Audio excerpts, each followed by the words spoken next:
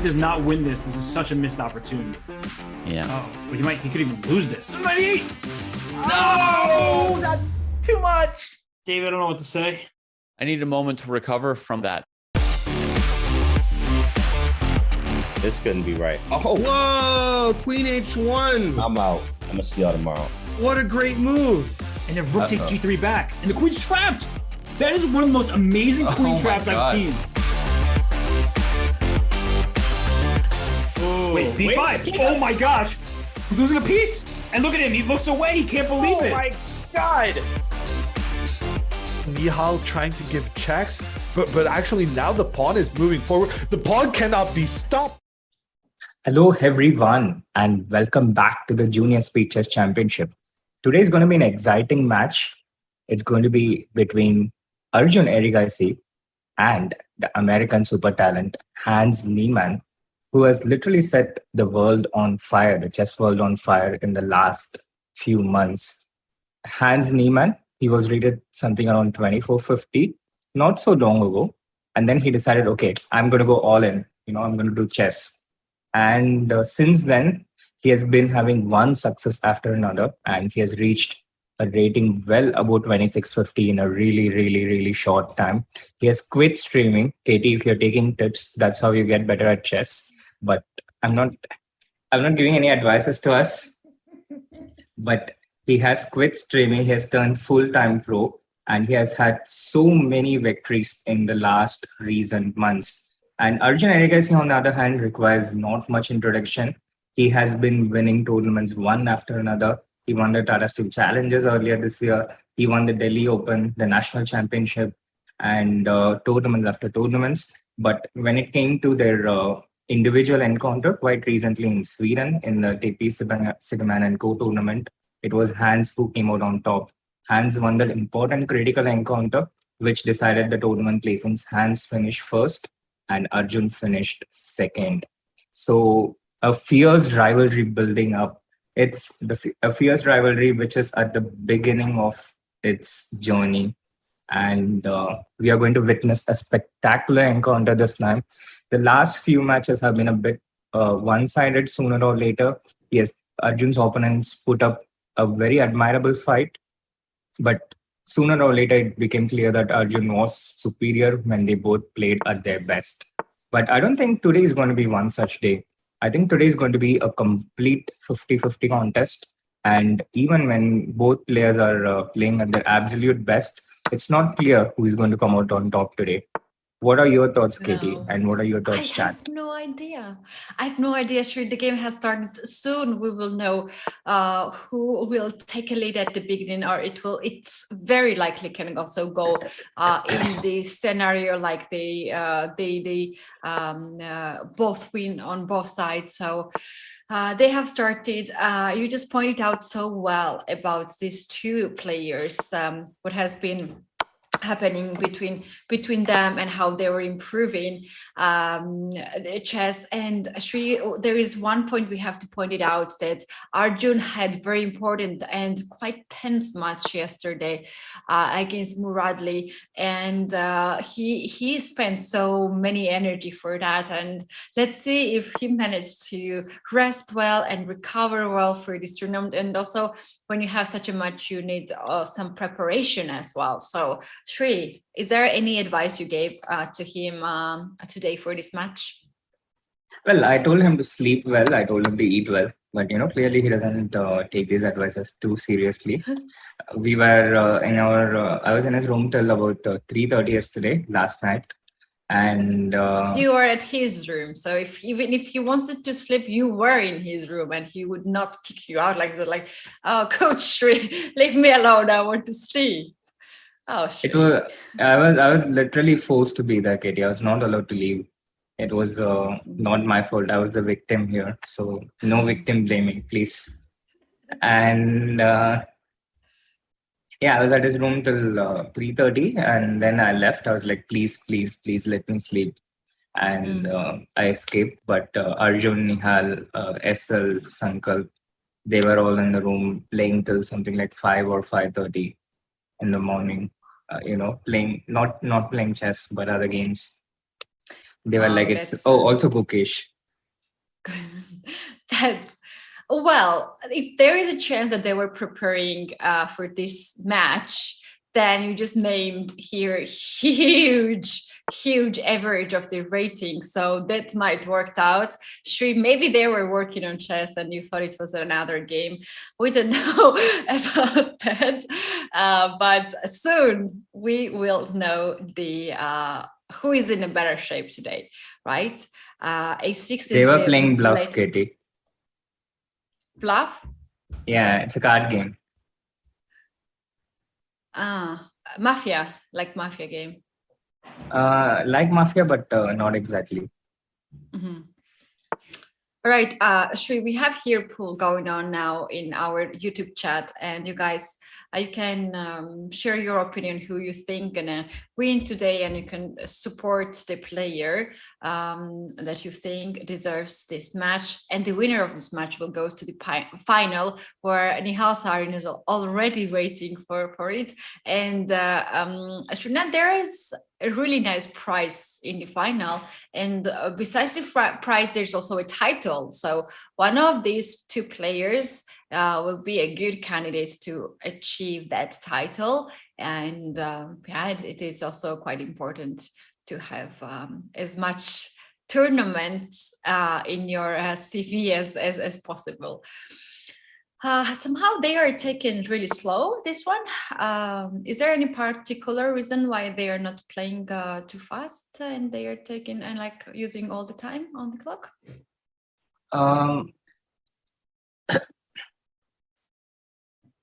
I think the position is a bit too symmetrical. Yes, it's a nice position for Arjun. He has the better bishop, the white bishop on a4, not looking good. So Hans trades that out, but these pawns on c3 and c2 are now big weaknesses. So Arjun will take with the queen, and then he'll play the pawn to f6 to prevent this knight from coming on to e5. Hans has weaknesses on either sides. He has weakness on g4 and h3 on the king side.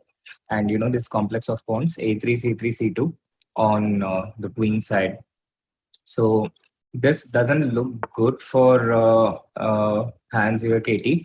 And maybe you know, Arjun is going to take this one a bit more seriously, I think. Yeah. No. I'm not a big fan of white pawn structure, Shri. As you mentioned, this queen side pawn structure not pretty. Also, this king side pawn structure just too much pushed now in forward. And for instance, now if the knight moves away, the queen can give a check on j3. For now, white can cover that check, but it's a possibility. Maybe even in the end game, this pawn being just pushed forward will just pay back to Hans. Yes, absolutely, Katie. And Niranjan is asking if we can tell about how Arjun prepared for this game. Well, basically by playing 10+1. They were playing 10+1 tandem, and I think he must have checked a little bit of what Hans plays in general, maybe a little bit of what he did in the previous speeches matches, but he certainly didn't spend hours preparing for this match, you know. It's in the speeches format, it's a lot more about what you do out here in this 3 hours, 4 hours, rather than what you prepare before the game. So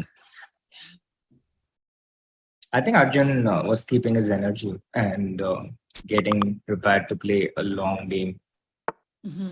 Yeah, he definitely is that. Rook e3 already. This rook is on the 3rd rank. All the white pawns are on the 3rd one. White really wishes to have all these pawns on the 2nd rank. So these pawns will be safer there. And this rook is very active right now. He can take the pawn on d3, but I think that first he will go to play rook to e8 to control open e file, and then try to dominate a little bit here on this file. And yeah, white has here this problem to solve of the weaknesses of the pawns. Not very often it's good to have pushed pawns. They look pretty, they create space, but when you have space advantage, as white had on the king side, you need also pieces for that to use, right? And white has just rooks and not bishop or knight on the board. So here we have this situation, and two rooks for both sides. What can be the way that black can get rid of these active rooks on e-file? That's a good question. I think it's not a straightforward answer, Katie. It's not going to be totally easy for Arjun to do that. But I think for now, he's going to hold this position. Because if you ask white what he's going to do, there's no way forward for white. So black will just hold this position and advance his pawn on the queen side, a5, a4, and such things. The white rook has no way to get to c7 or v7 and invite the other rook onto the 7th rank. So Arjun will try to advance this pawn on the queen side and then take rook into e3 when this pawn is already well advanced. And then when white takes rook into c7, black will play rook e8 and prevent this rook from coming on to the 7th rank. So I think that's going to be the idea. a4, rook into a3, rook into c7. And so h5, I think he might make h6, just to be on the safe side. Yeah, I'm really curious why he's taking so much time here. Like, because if you allow white to play h6, then you allow also this rook to get on h7, and the other rook can get on the 7th rank and give some checks. And he is taking quite some time here. Considering some moves, I don't know, king g8. I wanted to suggest this move, but I like what king g8. Come on, there is no sense to play that, but in fact there's a sense, Sri. Like, white plays now h6, black can take this pawn, and h7 pawn is guarded by the king. Yes, and also true, Katie, too. And but yeah, also I'm not entirely sure how he plans to move forward. Yeah, if he goes with the b pawn, because b4 he keeps his rook on c3, and this b pawn is going to keep advancing all the way to b2. I think once the pawn gets to b2, it's basically game over. White cannot play king f5 and advance because there is always rook into f3 check, king e6, and it's rook d6 mate. Wow, beautiful. Here and here. I can even show that on the board. Beautiful. The game has over. Oh, I made it over. No, we have result here already, Sri. Look what you made me do. So if is on the board, and we had h6, g takes h6, and rook to h1. HANS is looking for some counterplay. This is the only way he can keep the game going on. If he's not going to sacrifice any pawns and open some files for the rooks, he will be just losing. So that's the most practical chance. Is he going to get this rook on d5, d7? He's going to try to do that, but I think Arjun will not make it easy. He's going to play c6, defend the pawn, and not let this rook get into the game. Meanwhile, I have two questions for the chat. First question, where am I streaming from? Where is this place which you are able to see behind me? It's not a virtual background. I'm actually streaming from this place. So that's your first question. Second question, what's the one thing which is common between HANS Niemann, Arjun Erigaisi, and myself? What's a common thing that attaches us? And the correct answer can, win something nice. So this is the first question for the chat. Meanwhile, guys, do hit that like button. Subscribe to the channel if you haven't. But first, get your answers in, because, you can win your prize and then you can get more people into the stream. So you have a better chance of winning the prize. So first answer your question, then do hit the like button, subscribe to the channel if you haven't, and watch Arjun take the first game. Both of them are young, but then what about Sri? He also include himself with them, so that cannot be the right answer. Sorry to say that, Manas, but... Wow, I love the answers on the chat. You three are all on the screen. You all can play JSCC. Kitty, are you jealous of my age, of my youth? Yeah, very jealous. Very jealous indeed. And I can't hide it anymore. All unmarried. That's also all nice. Unmarried. Yeah. Nice. Okay, so the common thing is that I'll give you a more specific question, so people can get a better idea of what I'm talking about. So the thing in common between us is something chess related. Oh my God, 1 second. He played it with 1 second. This is going down the wire, Katie. This is a very interesting game. I thought Arjun had won it, but Hans has resisted. Has 9 lives. Look at him. He's just trying to. Oh, King C3 Knight. Oh, King G1 Knight C3 mate. Knight. Yeah, that was so I don't, brilliant. but I think he could have tried that. Arjun had 4 seconds, and I think he had an auto queen enabled. But Arjun has taken the first game, Katie, and. Very quickly, I'm going to show everybody here. This one was really nice, well planned. This check here. So if King C3 is so natural move, right? To keep this king here, attack the rook and the bishop at the same time. And now we have D. You have auto queen enabled too. So how do you do that? I don't often queen promote the pawn, so don't really. You press Alt? Not often, so. So this is. You asked me how I change. Okay, so many interesting answers by the chat.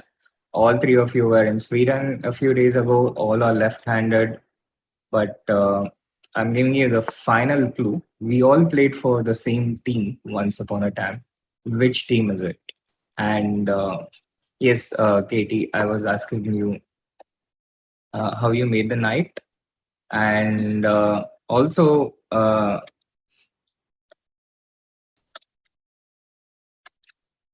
Also, I think the screen needs to be a bit. The board is not full. Yeah. Oh yeah. We need to adjust that. Yeah, we need to fix that. Yeah. Now it's fixed. So if you also have after queen, then it's good to use Shift Alt and then drag the pawn. So you will have an option to promote the pawn to any piece. Shift Alt. Mm-hmm. Oh, Rakesh gave it away. Now who's going to give the diamond membership to who? If Rakesh answered the question, who is going to?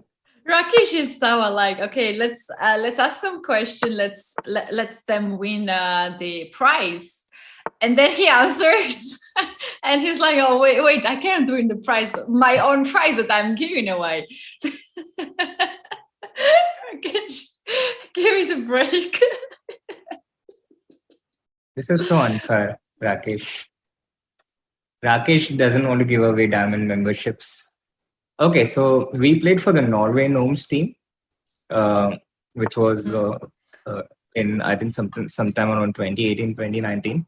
It was actually a pretty strong team. There was Johan Sebastian Christian, who was a very strong grandmaster from Norway, very young. And then we had these 3 young and amazing grandmasters, Hans Niemann, Arjun Erigaisi, and we all performed a lot better than our ratings. We all performed at something about 2600 in that, something around 2650 in the Pro Chess League. And which team did we lose to? This is your question, chat. Wow, this is your second. Harder and harder all the time. But I'm good that we have new Monica in the chat. And that's Rakesh. I'm not it anymore. So all the heavy things, consequences which comes with the name of Monica is now on you, Rakesh, and carry it proudly. What was the name of the team we lost to? Wow. No right answers yet from the chat. What was the team we lost to in the Pro Chess League, in which Hans, Arjun, and me played together? Vidit's team. A lot of answers there. St. Louis, Armenia Eagles, not right. Russia. Oh yeah, Sauradeep Bishwa's nails it. Indian Yogis. Yes, Indian Yogis is the right answer. And there's someone who was like Katie's gnomes. Do you have your gnomes, Katie? Do you have a team yourself? No, I don't have no. No, I don't have a team.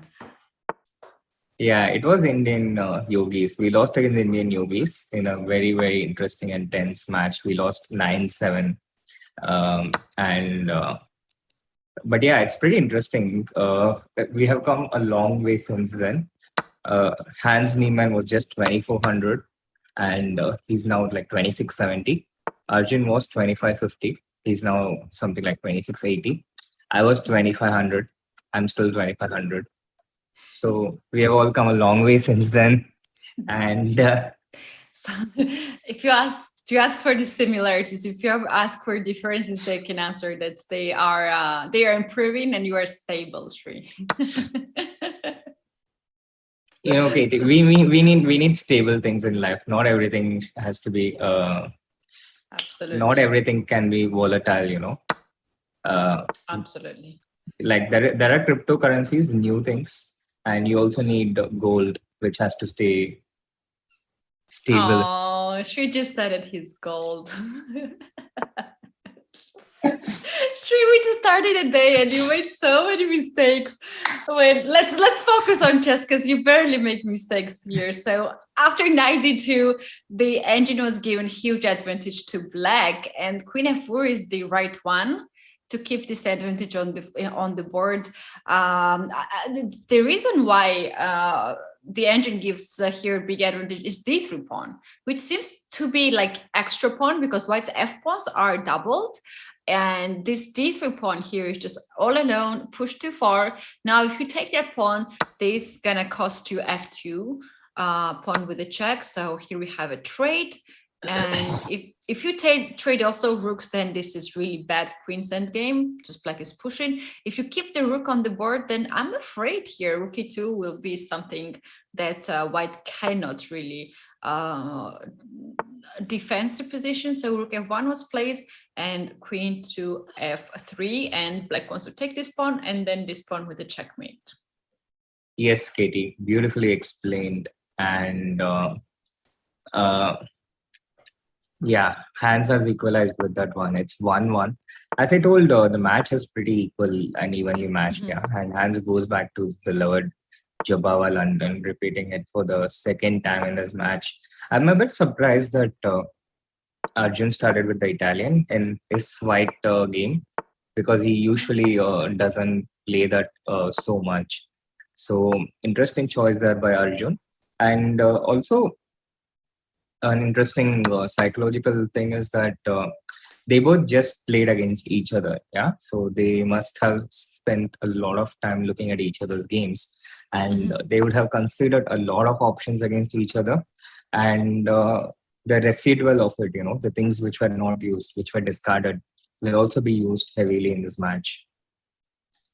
Yeah, that's true. These two players know each other better than, for instance, Arjun and Muradli, which makes actually more comfortable for both players to play against each other because you know what to expect. According to the rating, what we have now in this segment, Blitz segment, they are equal, 2900 plus. And to be honest, I have no idea how this match gonna go. I think we even might have some tiebreakers because so far what I have seen, I have not seen any tiebreakers in this edition, and maybe it's gonna be today. I don't know. Very likely it's gonna be today. That's a great poll to put on chat. Will the match go to the tiebreakers today? Are we expecting it? And the chat is asking for another giveaway, but I'm not going to give away anything for now. But I do have more questions for the chat to guess where am I streaming from. Where's this background? They guessed it already, Sri. Oh, they guessed it, but they don't seem to accept that I'm streaming from there. I think they guessed it right. Yeah, Hogwarts. So much like Chennai Hogwarts. Yeah, no, I'm streaming from my home. I'm back home.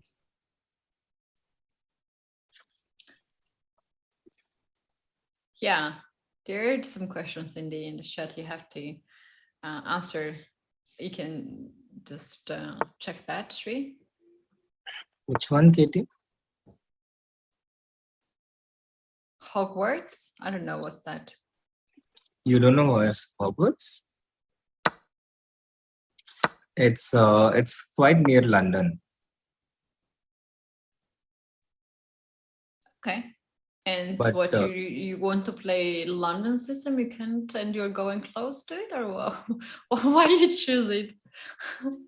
So Hogwarts is like this great school of witchcraft and wizardry, and they have this game called Wizard Chess, and they invited me here to have a master class on how to play chess for magic people. So after finishing my camp, I flew directly there, and that's the reason why I could go from here to there in less than a day, because with magic you move instantly. Did you use the plane to fly there, or you use this which? So they have something called port key.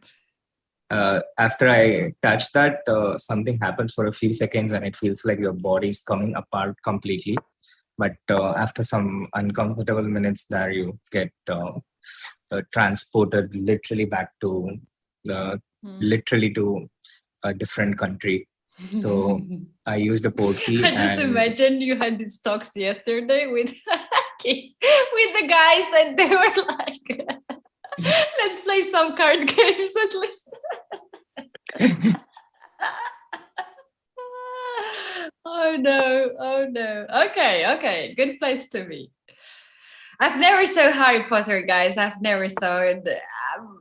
Yeah, I've never read. I've never saw it. Sorry for that. I will watch one day, I promise you guys. But before we go, look at this witch knight on d5 that Hans just brought. If you take this knight on d5, then it takes on d5, and the queen is pinned, and black is getting knight for a queen, which is not a good for black indeed. And the problem here that's is basically like trading b3 with Catalan.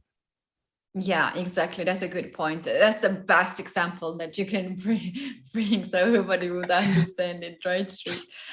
But this is the problem of black. Can't go on the short side because the king side is really exposed. Can't go on the long side as well because queen is controlling this diagonal. So black's king here is in the center. And for some reason, Engine says that's okay. And it's not so bad position as you might think.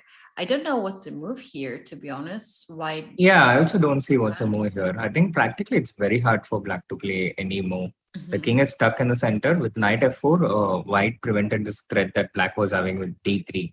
Black was threatening d3 with his rook on h2 and the queen on e5, attacking c2 and b2.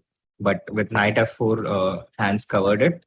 And it was such a difficult position to make a move, which is why the evaluation shot up to +3 as soon as Arjun made this move.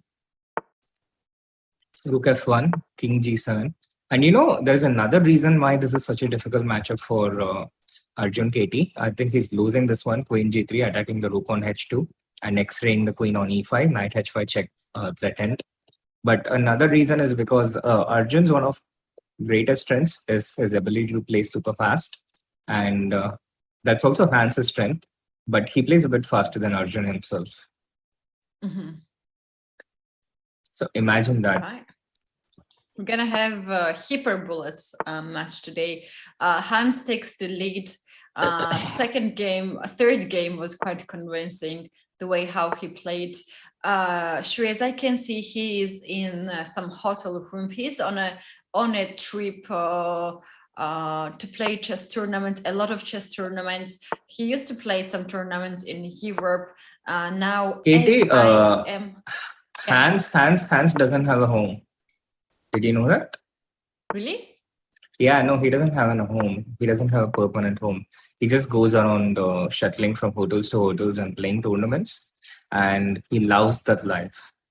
That's celebrity like who does not like to have such a life. It's just Hey, hard no, to I cover. like to be at home. I don't like to be in hotels all the time. Yes, it's great. It's nice, these 5-star hotels, the luxury and Yeah. stuff. But after a few weeks, I start missing my home. And, I know the feeling. Yeah, I know the feeling. I was at some point I was sick of white walls at the hotel. You usually have this one color in everywhere, white bed sheets, the small room, the same closed, not too much windows. I was also feeling the same way, and I was missing my home so much. But after this pandemic, like we have this lockdown for 2 years, at least, then I started to miss again this fancy lifestyle of changing different hotels. And it's not bad that someone is cooking for you, Shri. true, Katie. But I was out of my home from April 29, Mhm. and I came back home today. So that's after like 18 days, 2.5 weeks, which is not bad, which is not really a long time for chess players. But I was not feeling well the last 1 week. So when you're not feeling well, I think I really like being at my home.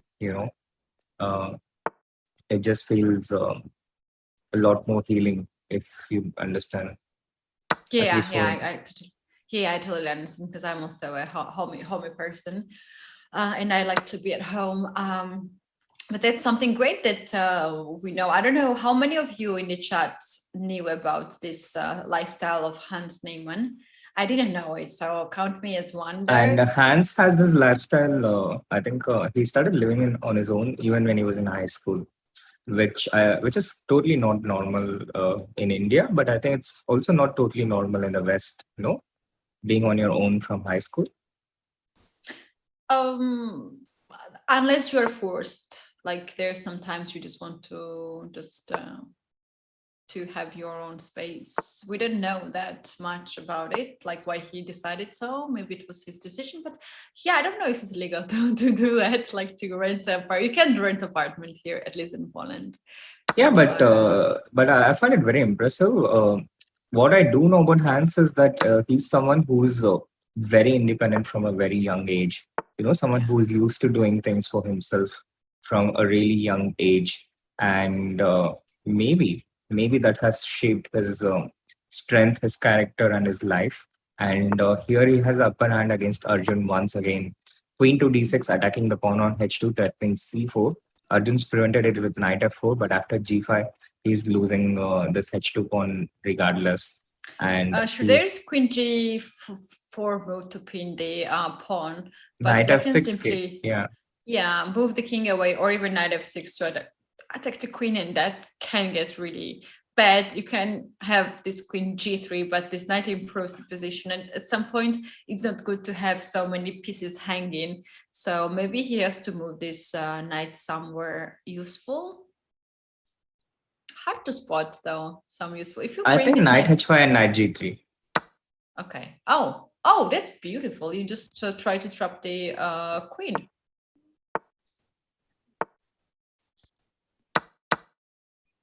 A queen trade, but not how you would like it. It's okay. Queen trade is always likable. Really? With a pawn down? No. Just a joke. But he felt that he was having weak king and the things were going bad, and he preferred to go to the end game. Maybe he has more chances to make a draw. To me, this is a decision that he's happy to make a draw in this game, as the things went just not the way he wanted. Shri, what I have now noticed for a couple of matches of Arjun, what's this move? Oh yeah, okay. I thought 92 just happened as a sacrifice. He might not start with like big advantage at the beginning, but he can let the opponent score some points, and then in the end he's trying to score game by one by one. So the match that happened yesterday, it was equal, right? At some point even Muratli took an advantage of the match, and then he won so many games in a row. Yes, Katie. It reminded me of a lot of movie fights. For example, Bruce Lee versus Chuck Norris from one of the movies. The Rocky Balboa fight from Rocky 4. I'm not sure if you have seen the old movies, but I think the chat would recognize. Yeah, I have chat will recognize because myself I can't. Your K1 H7 pawn is under Pawns attack. down low. Someone in the chat is like the speed at which Hans is playing is scary. I think Hans is a bit of. I see similarities between Hans and Hikaru. Yeah, he's really fast. That's true. He's really, really fast. He's really fast and he's really practical. You know, Mhm. the moves he makes is not the best moves, but it's very unpleasant for his opponents. Mm. Yeah, b2 pawn now is hanging. Knight goes for c6 square. Rook is under attack. Bishop is under attack. And now maybe he will take the a7 pawn, or will take the bishop and then bring the knights. Oh no, that's impossible. I'm blundering the knight. Yeah, there's nothing out there for the knight. Whereas Okay, the d3 knight. Okay, 7. Yeah, but you take this and then you sort of corner that knight somehow, yeah?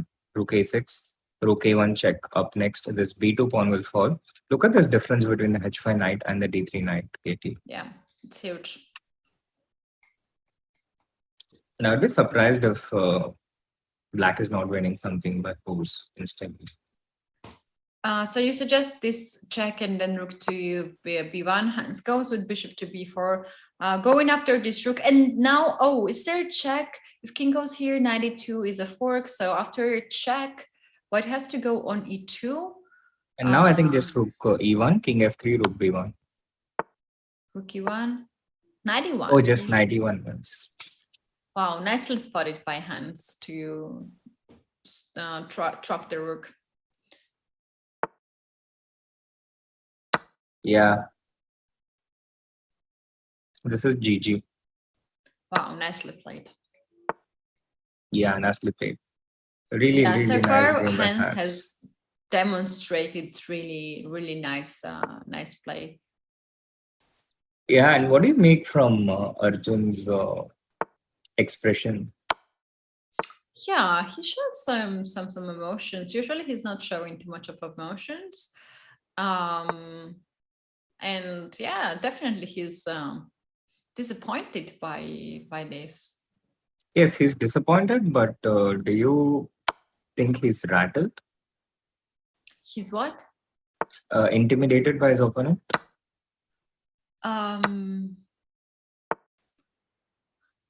I don't know about his opponent. I think he would be more thinking how he can improve himself, right? Yeah. I think so. True. By the way, to remind the viewers, this is the semi-final of the Junior Speed Chess Championship, and the winner of this match plays in the final against Nihal Sarin, who has already advanced.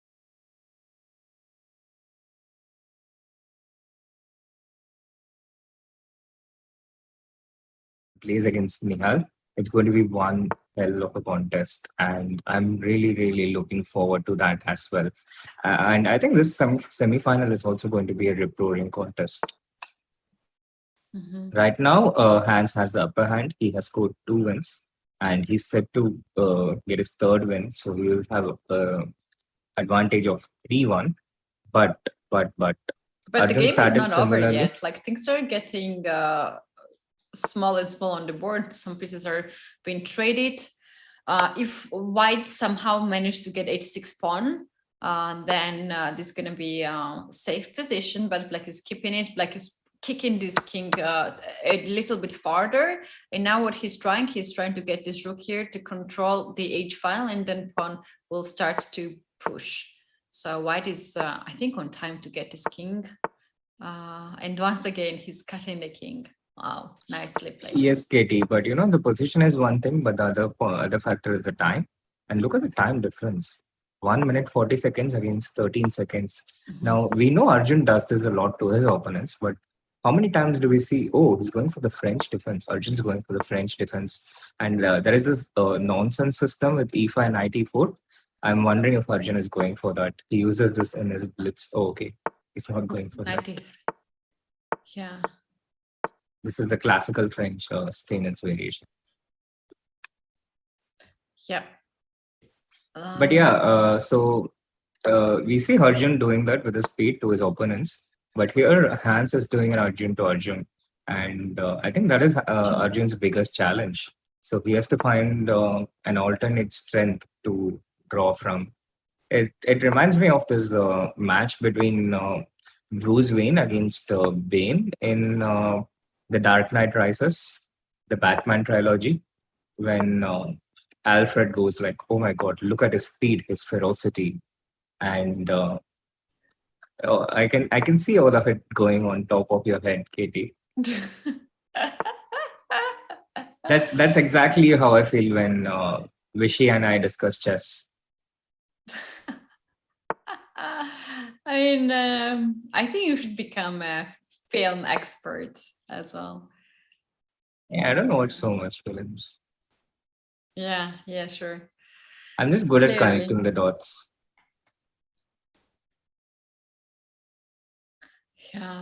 Well, talking about this position, Sri, this king on f7, f2, usually we would like to have castle, but he is not worrying about this king and he's pushing the pawn forward on f5 and he wants to get more and more space advantage and some weaknesses for black. And black, on the other hand, tries to get something on the queen side. But I think this bishop and the queen are just at the same file here, and we might have some changes and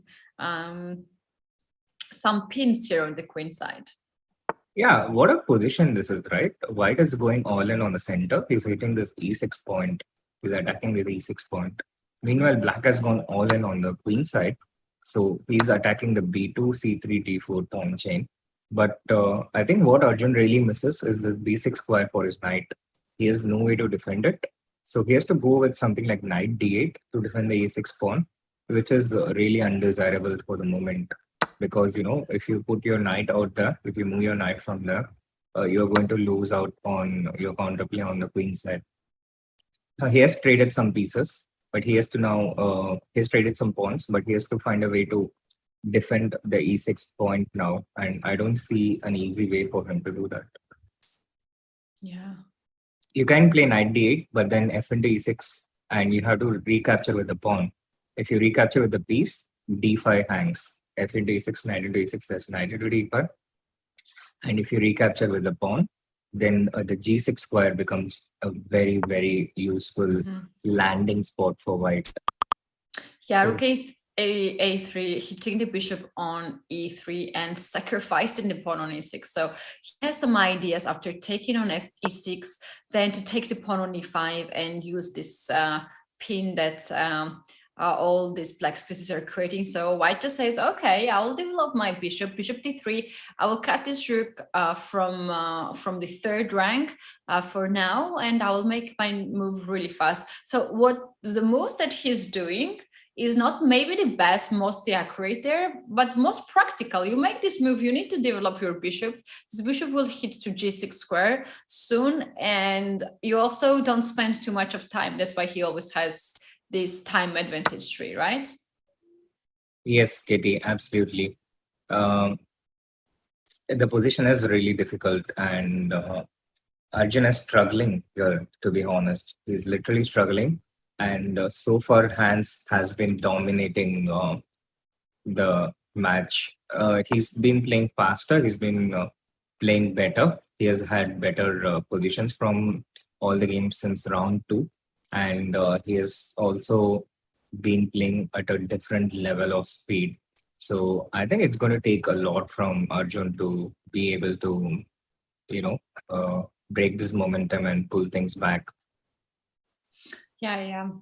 And what's very important, not to lose the control of the space between your points and the opponent points, right? If your opponent scores 4-5 and then 6 or even more, it will be harder and harder for you in each segment to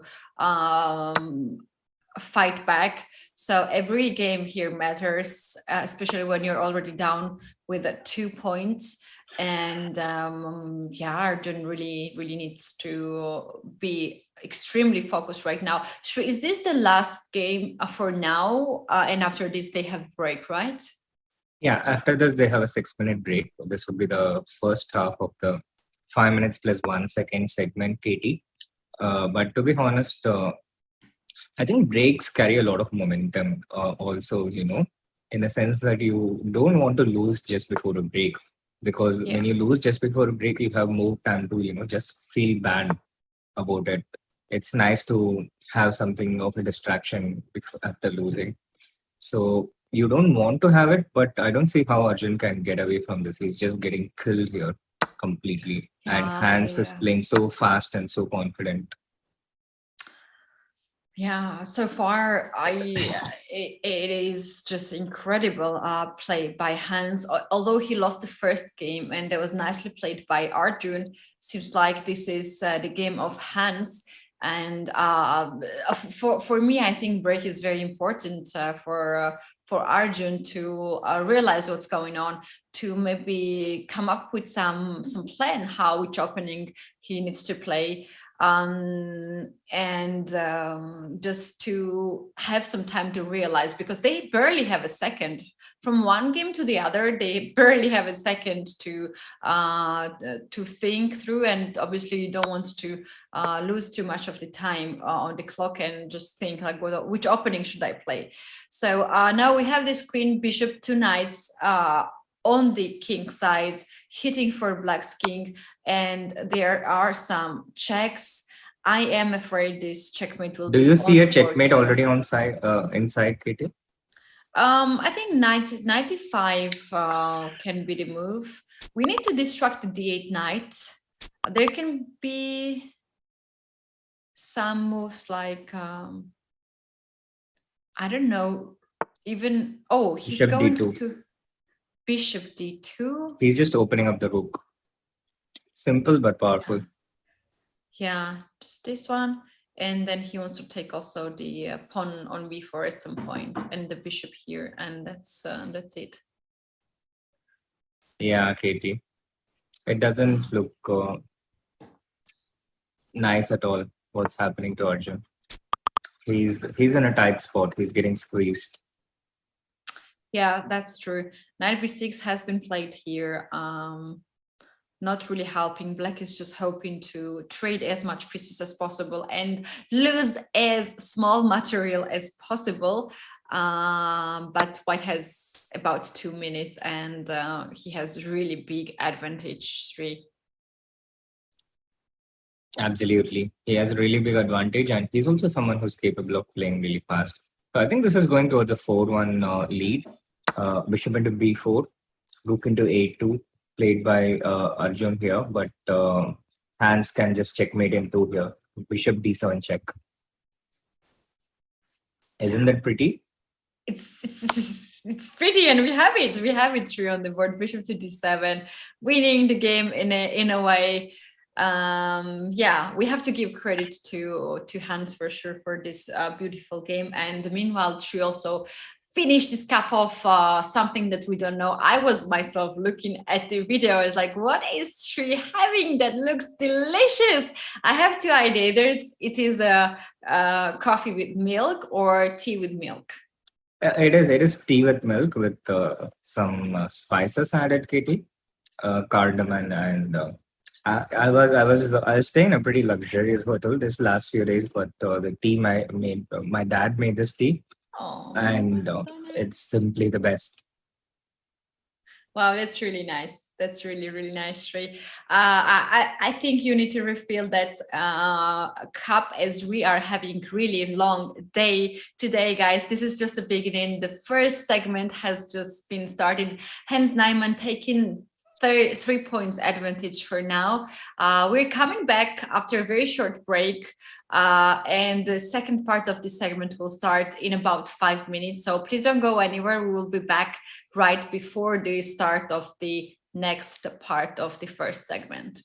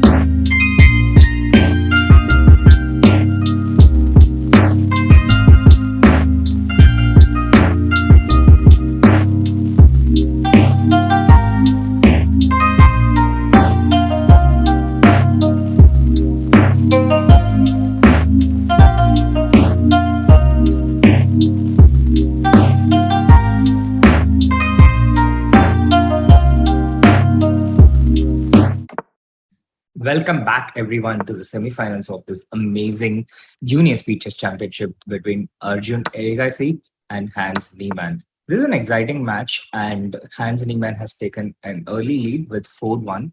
But after a 6-minute break, we hope that Arjun will be rejuvenated and he's back playing this Grunfeld defense with the white pieces. In fact, it's Hans who's playing the Grunfeld defense. And this variation we have on the board is a very, very interesting line, Keti. It was, I think, popular because Prague defeated someone in a very nice way in Grand Swiss in Riga. I mean, it was known before that too, but I think Prague had this major win. And white sacrifices this d4 pawn. You can take this pawn and in return, you take bishop into. No, I don't think bishop into e5 is a great bishop move, e2 was the move, and then knight g4, I think.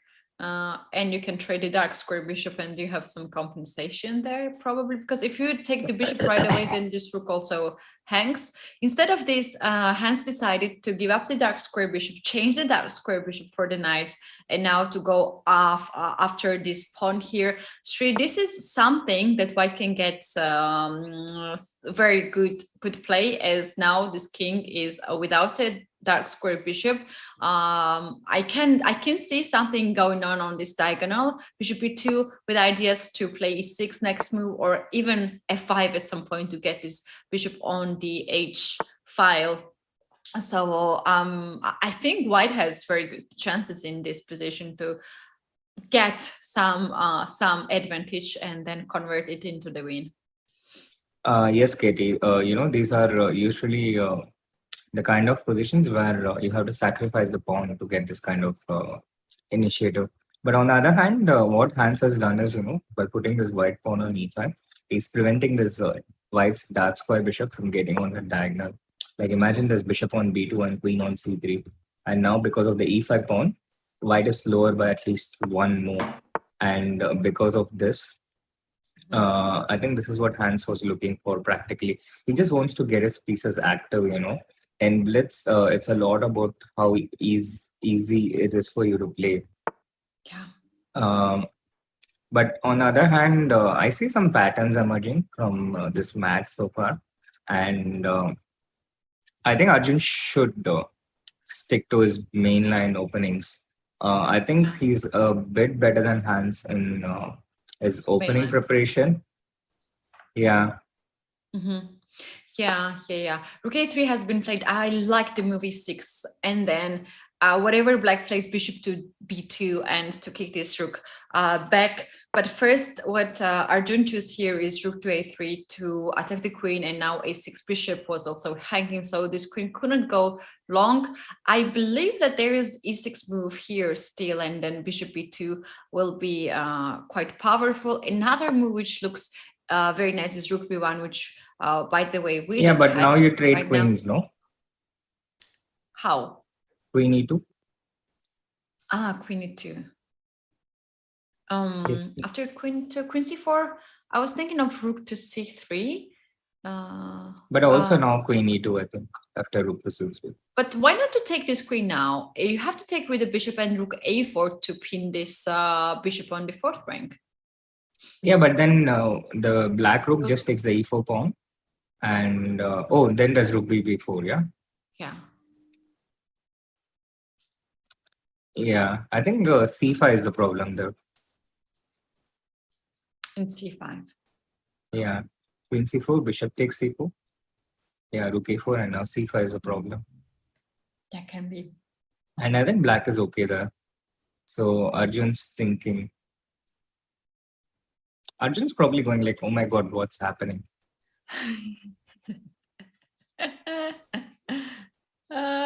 Yeah. True, it can be. It can be. I think this moves, rook moves here, rook a3, rook f3 was a little bit too slow. It slowed down a little bit the kingside attack here, and here we have this line. Oh my god! And look at this, Keti. bishop's over. Bishop e3, maybe. She missed rook b4. Just He repeat missed before. repeat before. It was your move. Yeah, I know. Listen to you again. Katie, please keep predicting moves for these guys. Oh, it's funny. I suggested it earlier, and then I And wanted to. Hans is he's just talking out loud. He's not streaming, is it? But when you're a streamer once, you're always a streamer, yeah. Yeah, once a streamer, always a streamer. True. Yeah, he's And upset. He's upset. his for sure. chess.com ID is also Hans on Twitch. Yeah. Yeah, I remember him by streaming more than player because he was quite young. He is quite young. He's still quite young, but back then when I saw him streaming, he was quite an interesting person to watch and doing a lot of fun things. And then he just decided to play chess, and I think that was the best decision. Wait, Katie, for him. did you hear yourself what you said there? I think it's great decision, sure, because you can always achieve as much as possible, because it's better to play chess competitive tournaments when you're young, because then when you're older, you can always do whatever you like and makes you comfortable. And this experience and all these titles will be even better for him when he will, for instance, if he decides to return to the commentary. And True. But you were describing it like this, yeah, like he was very young and he was doing some very interesting things, and then he decided to play chess and became adult. Decided to be an adult. Well, he was about 14 years or 15 years old, so that's what I meant by. And I like what Arjun's done here, by the way. This was what Arjun played with the white pieces quite recently in the TPC Command and Co. And he played this variation against his opponent, Michael Adams, who is a legendary grandmaster from England. Mm-hmm. And he's now using what his opponent used against him, against Hans. And you can see Hans still shaking his head. It's like, what did I do in the previous game? What is wrong with me? Yo very often has these flashbacks from the previous game for the next one, and very often you might lose the next game as well because you are just very disappointed with the fact what just happened. So the players who can easily forget that and focus to the next game and current game always win big time and have better chances in life, just to be focused on the current situation. For now, Sri, the engine likes a slightly wise position, because for now this knight on a6 is a bit outside, and the black has to take but practically, do you think this b5 pawn is easy to defend for white? That's interesting point. If you play here queen a4 and guard this, then you will be under queen d7, and later soon you have to trade this knight here. Right, so maybe just a take, and then try to be very fast now on the queen side, because if black managed to attack the pawn, this pawn will be gone. Yeah, true. If black how about this and b6 here, Sri? But you're losing an exchange. Yes, I sacrifice. I'm not losing. Yeah, I understand. Wow. Queen c2 is a nice move. C7. Queen c2 is a nice move. He's going for bishop at c4. Okay. The e4 knight is hanging, yeah? This is, I think, a very nice how about concept. f5 here? F5 looks nice. I like f5. F5, but knight d6. I think white goes for b3, yeah? Queen c2, his idea is to play b3. He has defended c3, and next move he wants to play the pawn to b3. So, once he gets that and forces c takes b3, he defends the b5 pawn and also opens up the light square bishop. Yeah. Arjun is going for bishop to d6, but I don't know what he intends to do against bishop takes c4. Bishop c4, he probably wants to trade the bishop here, and then knight d6 3, attack this bishop and take this. Oh, knight to f2? Knight to f2? What's that? If I knight g5, Hans is so quick with these g6 now opportunities. has to be played. I don't I like don't this think because Arjun then saw queen this. takes and queen h4 3, and h7 is a problem. Queen takes and queen h4. Yeah. Now it goes bishop e2. Also makes sense because there's no way out for the knight. Arjun is not wanting to give up his pawn, but now knight into f7 and knight into Knight h3 f7, check. knight e6. No, then black takes on h3 with a check. Okay, then take this one. Yeah, And take this one. two people can play this game. Yeah, Yeah. these two guys are so quick. They are super quick here. But you Yeah. know, Shri, after knight f7 or knight e6, I'm not sure that black is too bad because you can also take this h3 pawn and then try to put pieces together. Maybe there is something else here for white. Queen d2 was a decision. Yeah, he comes to f4, then the rook goes to f1, or just queen to e5 maybe. Yeah, this knight here is not doing much. Maybe it's time to bring the knight somewhere on the king side and try to guard, but usually want to have a bishop on g7, which avoids any checkmating threats rather than the knight. Knight will be just a beautiful piece there, not really guarding the king. So Yeah, but that anyway, would be he's the going dream. for that. That would be the dream if you can get that bishop on g7. Yeah. But then dreams don't always come true, do they? No, it's not legal to do that.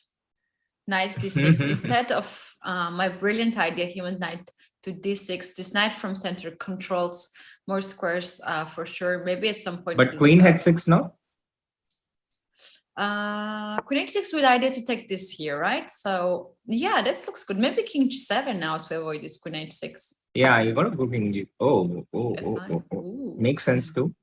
Eventually, you're defending Down g6, and you also have to watch out against this queen h6, rook f4 related stuff. So, opening up space on the king side, it makes sense for black. No, I think Arjun's under control defending this one. The computer shows 0.9, but it's not easy for white to break through unless there is something concrete here. Queen, how do you attack here? Queen h6. Queen h6 is still tempting. Rook f3 you can play. Queen g3 you can play. Queen to e5. He keeps the queen here so now black's queen cannot freely go around as the 6 knight is hanging. Queen e7 was played by Arjun here. At some point he can always play knight to f7 and kick this queen back. Oh, g4. Yeah. Okay, that's getting interesting. He's opening the g file. He wants to take g into f5, and if black takes with the e pawn, then d5 is handled. And if black takes with the g pawn, then the g file is open. Mm-hmm. And if knight takes, you can always take it with the bishop and get the same position.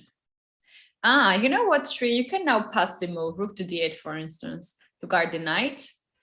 And then for some reason I cannot make a move arrows here, but rook to d8 now. And when white takes on f5, you can take by the knight, and bishop takes, and you can take by the rook. If white strays the rook, there's no rook on g file for now, and you want to play queen to g7 and trade the queens. But then what if I take the pawn and end on f5? Pawn where? Like take F5. everything and then rook into f5 and end. Oh my god. Oh my god. That's This is going to be trouble. Trade. King takes, queen And, check. and now check. queen h7 wins. Because king f6, there's g5. And Yeah, king f8, you f8. just lose the g6 pawn. And then black's queen can get here and to start to give some checks. I would not be afraid of that, Sri. Maybe there is a pawn in the game, something wrong in here, because you can have this pass pawn, and you can if you can create another pass pawn here, that can be winning. Why is it blinking? Are you disconnected? Why are the clocks blinking? Oh, it was my connection. It was my connection. So Yeah, queen yeah, yeah. g6. You're right. You're right. You're right, Katie. You're right. You're absolutely right. And now, Opponent game was winning, right? it should be, but it's not so obvious how. Not so obvious, not so easy to make decision, especially when you have no time on the clock, because opponent game can be something Very instructive.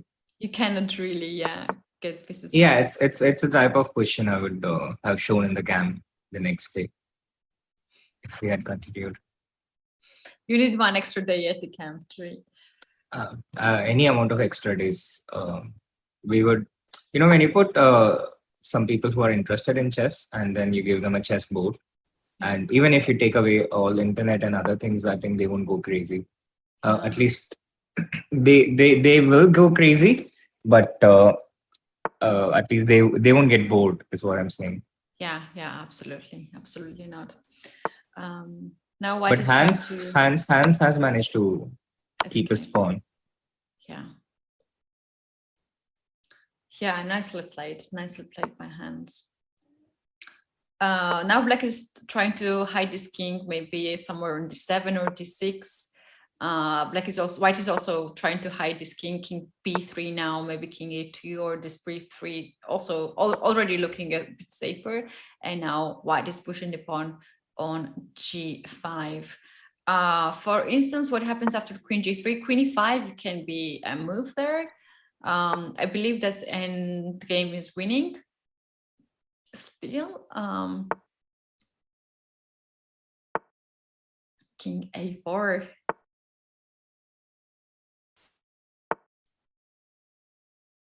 But Arjun just doesn't have the time. I think it's going to be game over soon. You can't defend this with c4.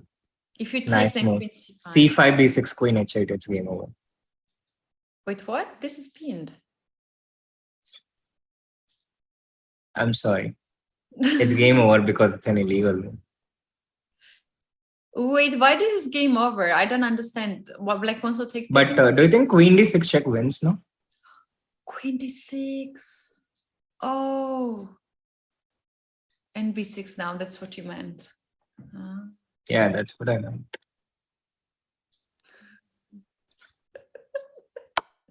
Queen d6 is on the board. What? Hans is in his best shape. He can see everything. He is not missing anything. That should be so distracting from Arjun, that your opponent is a good shape and you don't know how to win. What's the weakness? But I think, as you pointed out, that Arjun might try to go to the classic openings, main lines. I think that's what he's doing right now. With white, it's, I think, pretty easy to work out, Katie, but with black, he seems to be struggling a bit against this Hans's Jubawa London, in which Hans has won 3 games in a row with the white pieces. Yeah. All right. So here we have 3 points difference. This is not game over. It does not allow any players to relax now, as the match is still on fire, and we have 24 minutes still on the clock. So a lot of games still ahead of us. At least like 3 games, right? 4 games. Anything can happen. Yes, Katie. Here. I think about 3 games. 3 games ahead of us. It's a good old Queen's Indian defense. Queen c2 on the board, and the white knight usually goes to e5 here, and white keeps a small amount of pressure because of the extra space. The queen can usually sit well on b2. But it's not so easy. Black takes with the b pawn, for example, now, and then he has these threats like d4. So you play e3, and black starts coming with his rook to c8, then this knight to e4. He cannot do that now because queen b2 covers that and eyes the g7 point. But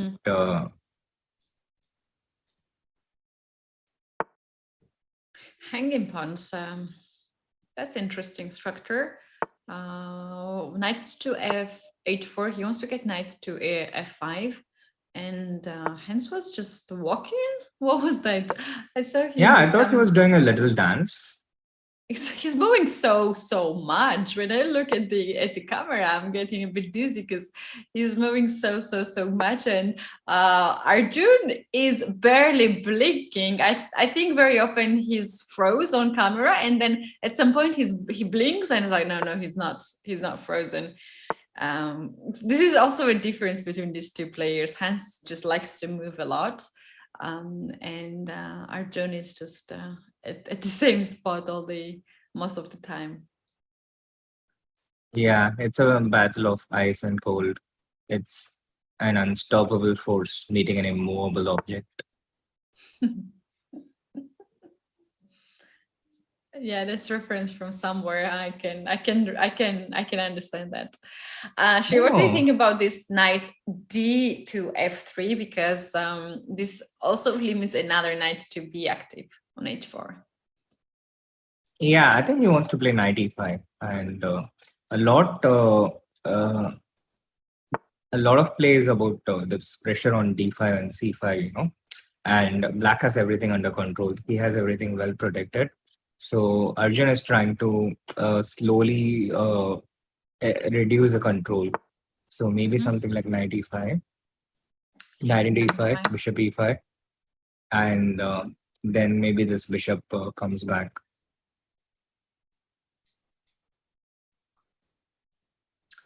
Yeah. And the traits might be just better for... Oh, what's that? Hans wants to trap the queen of Arjun. Is it happening though? I don't know. I'm not sure. Bishop here. I don't see it. Rook here. Queen has a spot here. Yeah, queen has a spot there and also on G4. Yeah. How about... Why is the queen getting trapped? Why is it -2? It's not. No. It's not getting knight C3.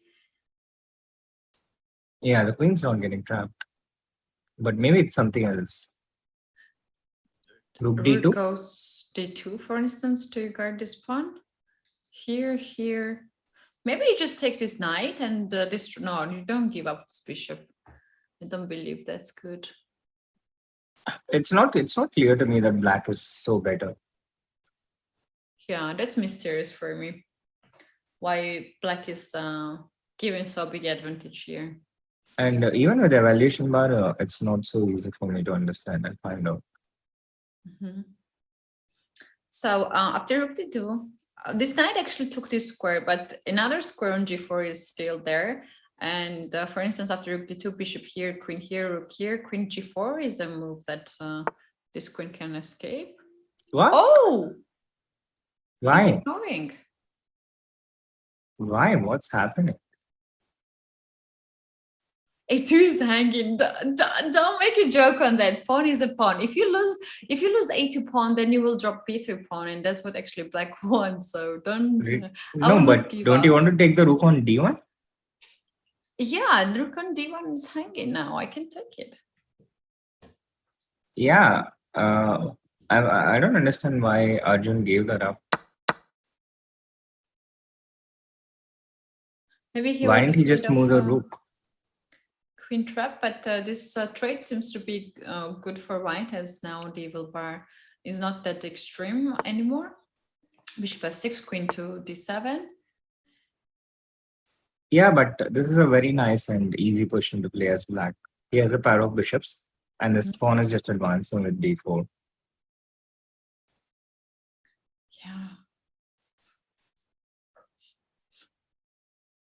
So we don't have any material disbalance here. We have just equal position. Black has two bishops and hanging pawns, and white has I think I like white's position here, regardless the engine's evaluation. No, I like black's position. I think black controls way too much.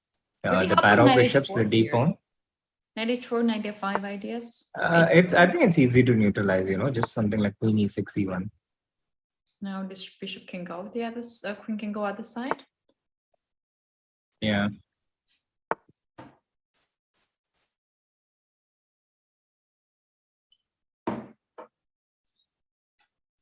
Knight h2, knight g4, I guess. Knight h2, if h5, then you come back on a3 and get this square. Otherwise, you want to get this knight here and attack this and this. Or you Yeah, can white can do those things, true. By knight e5, you can also do this. But I think it shouldn't be difficult for black to prevent it. For example, knight h2 and let's play like Keti, queen d6. Okay. Yeah, then my knight will be really bad in the edge of the board. Lonely. Lonely. Queen to a5. No, I think it's a difficult position for Arjun.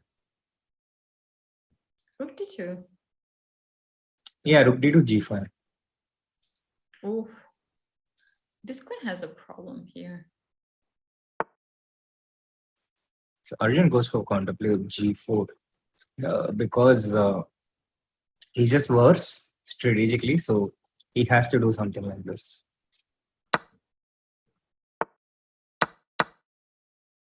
Goes himself g5. Yeah, the point is the h file is totally under control because rook h8 is happening. Maybe something like knight e5. Knight e5, knight g4. Yeah, also you get the She f6 was square like, for no, the I don't queen. like your idea, but let's anyway play your idea here. Knight e5, knight g4. Yes, but also queen f6 check, Keti. I think that's the main point. Queen f6 check is what I want. So this knight covers the diagonal. Yeah, I think Arjun has some serious counterplay now. Rook to d3 and queen f6 check is a threat. And there is also the pin. And he just saw queen f6 check. He just saw queen f6 check, I think. Why Hans, he didn't look at went Hans. for it? Why he didn't went for it? That was for sure this move, and then he could take the rook. All right, there was a. Oh no! Now this is covered. Oh, Wow, E4 what a is- move. E4. Beautiful move. Yeah, this is Arjun. We know, Shri. This is how actually he plays. The bishop is under attack. We know if the bishop goes away, queen f6 is a serious threat. If you take this pawn, then the rook is hanging there. So Hans has to come up with a serious idea here, a very strong move. But also the engine goes all the way up and gives white here big advantage. Shri, what happens if black just plays queen to b4, queen a4 to pin this pawn on e4? I think at the very least you can just take rook into c3, no? Okay, it just happened. So Knight c6. Also knight c6. Oh, knight c6 is a good move too. Yeah, knight c6 is one. I think, but also rook into c3 is interesting because then you take e into f5 and you have some threats against the black king. Rook c3, there we go. He went for that. Queen d4, black is And now f6 check, queen h2, and I think it's impossible to defend. And he surely sees that. He surely sees that. Nice. Knight f3 now, defend. Oh yeah, just queen h6. Well done. Well done, Arjun. Now 3 points for Arjun and 5 points to Hans. Hans keeps the leader's position here and goes to these sidelines, not going to the main lines. And one more French defense tree. Yeah, the French defense Winawer variation this time for the first time. The last time Arjun played knight c3, knight f6. This time he goes into the Winawer main lines, which can be very tricky if you don't know how to play as white. But Hans studies just like crazy. And this move, bishop d3, c into d4, and I think knight e2 is very... Yeah, and now knight e2. Yeah, he's going to the main. This is a very interesting and relatively new variation. White sacrifices all these pawns, but he will get a lot of compensation on the dark squares because black doesn't have this dark square bishop. So imagine this bishop on a3. Yeah, is it Nihal who likes to grab all the pawns, or it's Arjun? Arjun. Oh, he didn't take took on e5, so the pawn was not something takeable. So he knows about that. And instead of this, he developed his knight. Now he pushed d4 to support c3 pawn. And Hans is playing really fast here, goes with a4. He also developed his bishop here. But I don't know, maybe knight e7 anyway, and castle. Yeah, knight e7, but okay, I'm really worried about this bishop a3, bishop d6, yeah, but you can castle the bishop a3 and rook d8. And like if white gets this bishop on d6 just to sacrifice this exchange and get another pawn. Yeah, I would be very happy with that because I think this dark square bishop is deadly here. Yeah. These Yeah, kind of... Yeah, sorry, Keti, go ahead. I just wanted to say that I don't understand this move, bishop to a4. What was the idea of this move? No, I think bishop to e4, the idea was to open the attack on the d4 pawn. And Arjun played knight d5, so Hans takes it and goes f5. So he has some superiority on the center now. Ideally, Arjun would allow to be able to castle, I think, on the queen side. You know, take his king to a8, he'll be pretty safe there, but I don't think he has the time to do that because bishop d7, there is e6. If you take the pawn on e5, then white will, I'm sure, play f6 first just to destroy the pawn structure on the king side right away. Because if you allow black to play f6, then black will be just fine to castle on the king side as well. So black is taking here some time. And he goes for knight e5. Maybe it's time to predict at least good moves here for black. Oh, this has worked out well for Arjun. Queen f6, and I think he's safe. Queen f6. You don't. Yeah, this looks a really weird move to put this queen here. Passive, but it stops f6. And here, this is the main point: not to allow white to push f6 and weaken your king in the structure on the king side. And I think now just knight c6, no? Knight c6. You attack the d4 knight and you try to defend the c3 pawn. It looks like black is just 2 pawns up. Knight c6 is on the board. Takes, c3 pawn is for now guarded. If queen attacks this pawn, you can always play d4. He's thinking, and in the end, he went b takes c6, bishop to e3. Now white wants to play bishop d4. But I can just take the pawn on f5, yeah? Just take it. Yeah, just take it, and then queen to g6, hit this pawn, and look for bishop to e4 and some counterplay on g2. I think this is another chance here for Arjun, but he's low on time. Look at queen. Look at the time though. Yeah, I thought queen e7 was nice, attacking both the bishop and the rook, but white just takes rook takes c3. Which move you thought? Queen e7. To double, yeah, okay. Bishop h6 was played here at f1, rook is under attack. I don't know what's the follow-up of this move, like if this... well, if you play rook f2, then I have d4. I think that's my idea. You know, bishop into d4, rook d8. Rank. And if you play rook e1, then I play rook e8. So the entire idea is to distract white from playing bishop d4 and also to weaken the f5 point. But what if I ignore you and play bishop d4? Yeah, there's a comment in our chat. This Jabawa's London system seems very tricky. That's what I think so too. And to be honest, that's one of the openings are on my list to study and to play, because I also agree that London system Jabawa style is really tricky. Georgians are tricky, yeah. Yeah, I know, it's weird people. What? They are weird people, all Georgians? Yeah, I don't know. But Keti, you're a Georgian, aren't you? Yeah, there was a joke. Come on, Shri. Here we have the opposite color bishop, right? And if white gets some counterplay on g7 pawn, this can get really dangerous. So here Arjun has to be really careful what he with his next moves. For instance, now this move rook to but you can blunt it with f6. F6, right? Once you have f6, I don't think you have anything to worry about. Yeah, bishop e2 now is a threat. Yeah, Meanwhile, we have international master Siddhant Mohapatra in the chat. Shout out to him. It's a pretty strong chat out here on chess.com India. And guys, do hit that like button, subscribe to the channel if you haven't. Rook e3 on the board, Keti.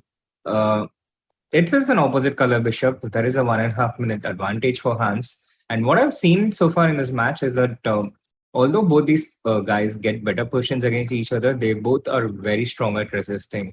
So I think we are not seeing a lot of conversions.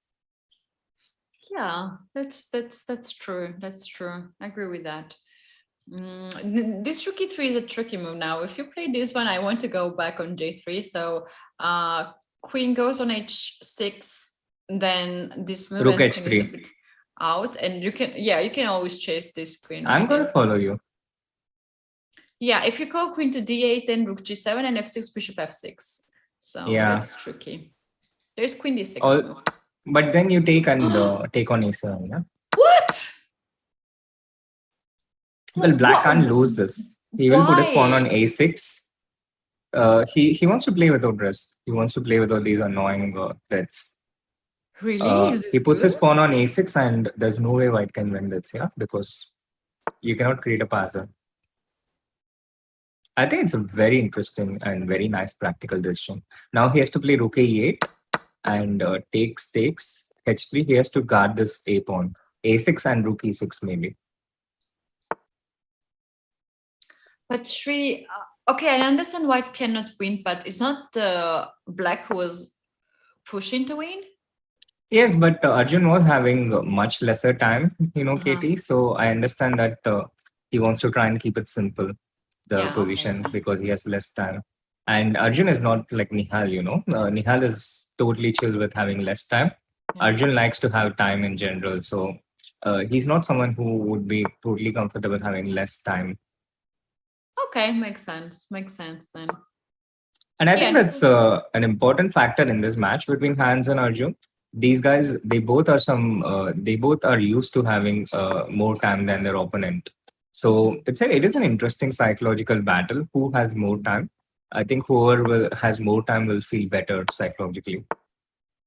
Yeah, I agree with that. It's usually both players are the favorites in their matches, and now we don't know who's the favorite in here. They are both equally strong. And now already 11 seconds in this position. It actually makes sense that black. Yeah, I think this will be a draw. Yeah. Yeah, I think there's going to be a repetition. Arjun wouldn't mind a draw. He must be a bit scared. He's ready to repeat.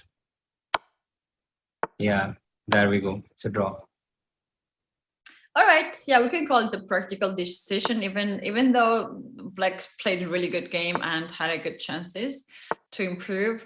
Hence, tried to defend the position really best way, and in the end, we had a draw. This is the first draw, right, Sri? Yeah, this is the first draw of the match, and what I've noticed is Arjun is playing a different opening each game. Yeah, he's changing his opening each game. He's not repeating. Maybe he wants to try to check what Hans has, and then in the different formats, like second portion of the match and the bullet, he will know already what to expect. Yeah, but I think he also hasn't found anything that's found anything where he feels particularly more comfortable than Hans. Yeah, 5 minutes left. That's what we have. We have a little bit less than 5 minutes.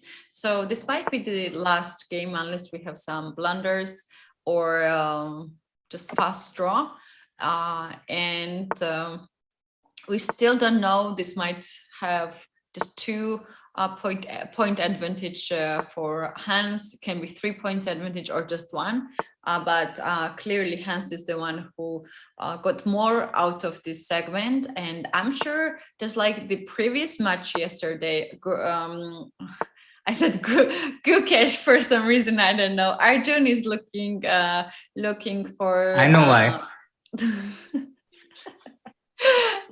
Is looking for a shortened time control.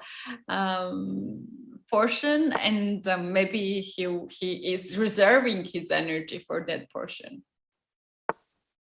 Yeah, but I like White's position here. You have a nice initiative on the king side. You're threatening to play h5. With that, you burst open this diagonal, which bishop is looking at. And if black doesn't allow h5, then you allow this g5 square for the knight. So he goes rook c8, but now I go h5. I just burst open the diagonal. Let's go. Well, if you take this pawn, then knight can jump somewhere nice, and then queen h5 will come on the way. Yeah, for instance. Yeah, but you have to be careful because this knight is defending the d4 pawn, and the d4 pawn is very, very important. So maybe this is what Hans is counting on. But I don't need to move. Oh, this looks terrible. Why? Sri, let's go checkmate. But this damn bishop not allow us to do it. Okay, we need to find better plan. Yes, but now Let's your go. knight g. He's going for it. The only drawback in this plan is how this a1 rook gets shut out of the game. But no, black has to play some f5 here. f5 or f6. Because if you allow me to get this queen here, it will be dangerous. Knight g4 comes on the board and h6, yeah. Yeah, he goes for f5, but now there's some bishop into f5, yeah? Bishop f5? Ooh, it takes f5 and then knight d5? Yeah, you get this 2 mana pieces for the rook, and also these 2 beautiful central pawns. Yeah, there bishop we f5 we have on the board. There we go. I can so imagine AD going, yeah, baby, when he sees bishop at f5. What? Look at this, Keti. This is an admission from Hans that something has gone wrong. He knows And look at his wrong. expression. He knows Yeah. he's not going in this game well, and he's just playing safe. That's the move, bishop e8, like just accepted that it's a blunder. It was a blunder there, and just let me stay long in this game. Okay, he's trying to have some counterplay on the queen side. Now knight comes on c4, and white is playing knight to d2. Now, if you get this knight here, then you have to take by the pawn and just ruin your pawn structure, and Hans is not ready for it. Bishop to f7 has been played, and now knight. Arjun is now doing simple chess, yeah? He's a pawn up. He's just trading everything, and also black's bishops are not good bishops. Bishop on g7, biting the pawn on e5, the bishop on f7, the pawns on e6 and d5. So Arjun just keeping it simple. Yeah, now black is looking for this pawn. So white plays queen to d1, just guarding this pawn. I think at some point he'll also have the ambition to control the c file. Oh, what's that? He wants to play f4 and open up. Yeah. But he had knight into d5, e into d5, e6. I think that was pretty strong. Knight to where? He could have taken the pawn instead of rook f1. And And this the bishop was trapped. That was a beautiful one. Yeah. King h1 now, just to stay away from bishop into e5. Nasty stuff. Yeah, because if you push this f4 right away, then at some point you might drop this pawn, as after taking And then here, you lose it, this it's a knight check. with a check. Yeah. Also, look at how nicely this knight on e3 is holding up the counter play, yeah? Defending all the entry pawns. c4, c2. I don't know if d4 was necessary. Yeah, I think Arjun thought that black could just take on b4, but maybe missed this a4 move. But he found a way out, and now after p5, he wants to play rook to b4, guard this d4 pawn, and attack the a4 pawn. Manusha is asking, how about resign and play with white instead of playing passive inferior position? Well, first of all, you don't have you're not constantly looking at the match clock, but secondly, these guys are used to resisting in such positions. It's not so easy to beat them, even when you have such a big advantage in this format. They are pretty good, actually. I agree with that, because the previous position Arjun had here advantage, and Hans just played really nicely. Another thing, he might doesn't want to play another game, and he's just knight into d5. He's missed knight into d5. He's gone straight into it. What? Bishop d6. What was that? What was bishop d6? Bishop d6. Why? There's mouse click. There's a mouse And it's click. 5.5, 4.5. All right. And What look at your that. Look thoughts at that about reaction this? from Hans. That was funny, actually. Bishop d6. I think he just wanted to take e takes d5, and he changes mouse click. I have done this kind of things tons of times in my game, so I can't really laugh about it because I usually do it too. What's your thoughts about this match? Arjun managed to decrease the difference between the points down to 1. I think this is huge achievement for this segment. Absolutely, Katie. Arjun looked down and out. Hans started with a 3-point lead, and he also was struggling in almost each one of the game. At 4-1, it looked like Arjun was down and out. But I think the turning point was the 8th game of the match. Arjun was down by 5-2, and he was losing that game with the white pieces in the Queen's Indian defense. But he managed to turn that around. And from then on, Arjun has had the momentum. He turned that game around. And then in the 9th game, he was better for the most part in a French defense. But Hans managed to defend it. And then in the final game, Arjun won it seamlessly. In a game where Hans played pretty badly, I think starting from G5, then F5 was a clear blunder. There was a clear decline in his quality of play. So what I've noticed is, there are games where Hans plays at a really, really high level and he plays super fast. And then there are games where the level really drops. He's literally like cryptocurrency, you know. He's so volatile. He can go very high and he can go really low as well in the same match. So that's my impression so far. And that's the end of the 5-minute plus 1 second segment, Katie. There is still a 3-minute plus 1 second segment of 60 minutes coming up. And post that, there is the bullet portion of 30 minutes of 1+1 action. There's going to be a break now, but as we go into the break, we have 3 puzzles from the games of Arjun Erigaisi, which will pop up soon. So don't go anywhere. Do try that out while we'll be back to cover the 3+1 portion. And don't forget to like the stream and subscribe to the channel if you haven't.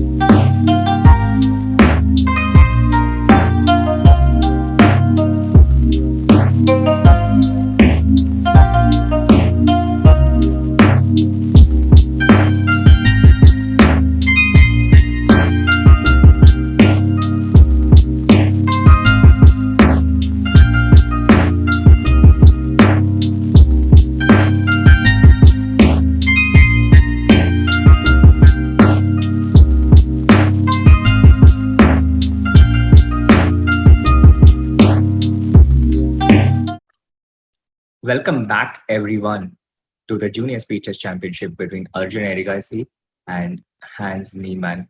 This match has been totally exciting. It has lived up to its billing. It has lived up to its expectation, the reputation of two evenly matched prodigies, two evenly matched extraordinary players battling it out. Before the match, I expected it not to be easy for Arjun, and that's how it turned out to be. Hans took a lead. He was up by 4-1, but he kept it going. He kept it going with 5-2, and he was winning in the 8th game. But Arjun turned it around with some resourcefulness, and since then Arjun has stolen the momentum completely. The 3+1 segment has begun. We will have it on our board really quickly as soon as Keti gets back here. But until then, oh yeah, Keti's back, and we are already back on Keti. Yes, I heard it, but I really need to get something to warm to get, because I think you brought some cold here on this stream and some viruses, and I got it. So my throat is a little bit dry now, and here I am and ready to see the action tree. Do we have already the game started? Yeah, the game has started. Okay. And Queen C2 is the last move. So yeah, we have the game on the board, and here we go. Queen takes B5, and it's a really interesting position, Keti. And once again, two components, the chess component and the time component. And this time, in the time component, Arjun has the advantage. Yeah, where the A2 pawn gone? Like black played queen summary 4 and took A2, and oh my god, what's going on? A lot of things are changing here, Sri. Everything's changing, yeah. H2 pawn gone, A2 pawn gone. Arjun really likes to capture the pawns. No, but let's just clarify. At the end of everything, black is a pawn up, right? Yeah. Yeah, black is a pawn up. Two pawns.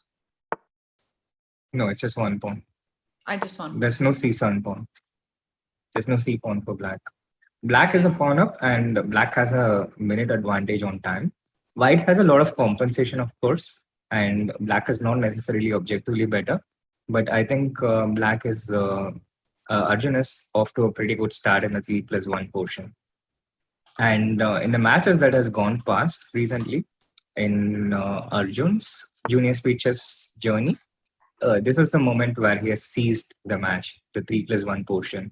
He has seized the match, and Queen D6 check. Queen D6 check. He missed this. Hans missed this. These guys, it's amazing. Yeah, everyone has their signature. Muradli likes to play slow, and then he accelerates. Hans and Arjun, they like to play fast first, and they just don't feel confident when they have less time. These people who like to play fast in the beginning, although they have extraordinary skills to play fast, they don't like to do it at the end. They like to have the option to take time. Yeah, they all have their own style. Hans seems not to be happy. He's shaking his head and smiling. He's just shocked. He's just still thinking about this. He blundered a lot of things today in this game. As now, I think this H2 pawn or A2 pawn was also a blunder there. Do you think that actually happens what we described earlier? Arjun just loses some games at the beginning, and then he's taking advantage and he's starting to score. Well, his last move says says nothing the same, because he dropped C6 pawn and those two knights are hanging. What's going on? Why he didn't take on C6? I think they just both missed. They both trusted each other.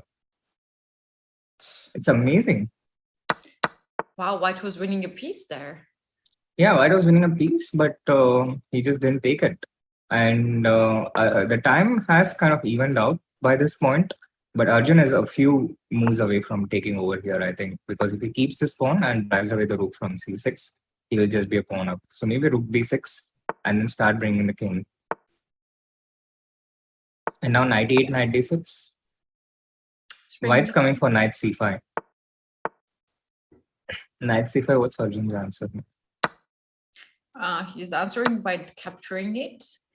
And this should be C6 pretty easy. was a mistake there. B5 was a serious threat from White and decided to get b4 pawn and give up a6. And now just takes rook b2 and Arjun's taking over this one. f2 pawn falls. And now just king d8. What? Why not king What? d8? No. Wow. What are they Oh, they're doing? What are panicking. They they have doing? seconds on the clock. I know. They're panicking. Yeah, they're panicking. But Arjun can do better, I think. f6 now. f5. Yeah, f6. And next the king will come to e4, I guess. Oh no, d4. Arjun is still a pawn up, but it's not so easy to make. Oh, now c7, there will be king d6. So he goes king to d2. Rook c5. Now king d6. But king d6, there will be rook f8. So I think this is going to be... oh, he wants his rook to be on f4, I guess. King e7. He's going to get c6 pawn. Yeah, and then the rook goes to f4, maybe. This is still a bit tricky for Hans. It's a theoretically drawn endgame, but with 3 seconds, sometimes things can go really wrong. Yeah, true. We have one pawn off the board. But this is a really simple position to play as White. That is Arjun's problem. Yeah, it's very hard to set problems, and it's so easy to get a three-time repetition on these online games because you don't have to like stop the clock and cling to the arbiter or remember it will it. be automatically, yeah. Yeah. And now there's going to be a repetition, I guess. King h5, yeah. Rook b6, rook d6. And Hans is out of that 3 second zone. Time than Black 3. Yeah. Arjun's not going to be happy about that. He was just so winning there. He was so winning. And now it's just a draw. I think king d8 was... Oh! Rook g1, rook g3. Rook g1, rook g3. He shouldn't have allowed this. This is what Arjun was going for. Rook g3 and rook a3 and g4. And now the king just comes in. Why not g4? Because rook a7 check. Oh, wow. Yeah, no, the king just comes in. You cannot allow White to give a check. And now the king just goes and takes this pawn. King d3, king e2. Wow. Yeah, this was like the only trick Arjun had, and Hans fell right into it. Still some conversion to do for Black here with 4 seconds. But oh my God, I don't think he should have resigned that. He should have played on. He was just very disappointed. It's amazing. He missed rook g1, rook g3. Oh my God, he's breaking the table. He's screaming. He's saying F word. I can clearly say that, Sri. He is so upset. Niemann, who started so brilliantly this match, he is totally crushing his desk right now. Wow. Oh my God. What an incredible game that was. Yeah, it's 5.5. He said what I'm doing. I only get the F word. I did not get that.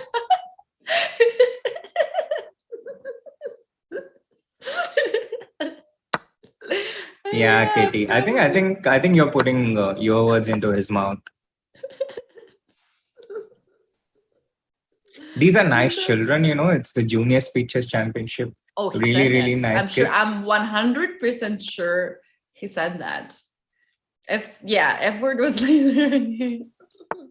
Keti's loud sometimes. People are blaming me being loud. Okay, I'm gonna maybe decrease the voice a little bit. I think you're allowed to be loud. You're right, Keti.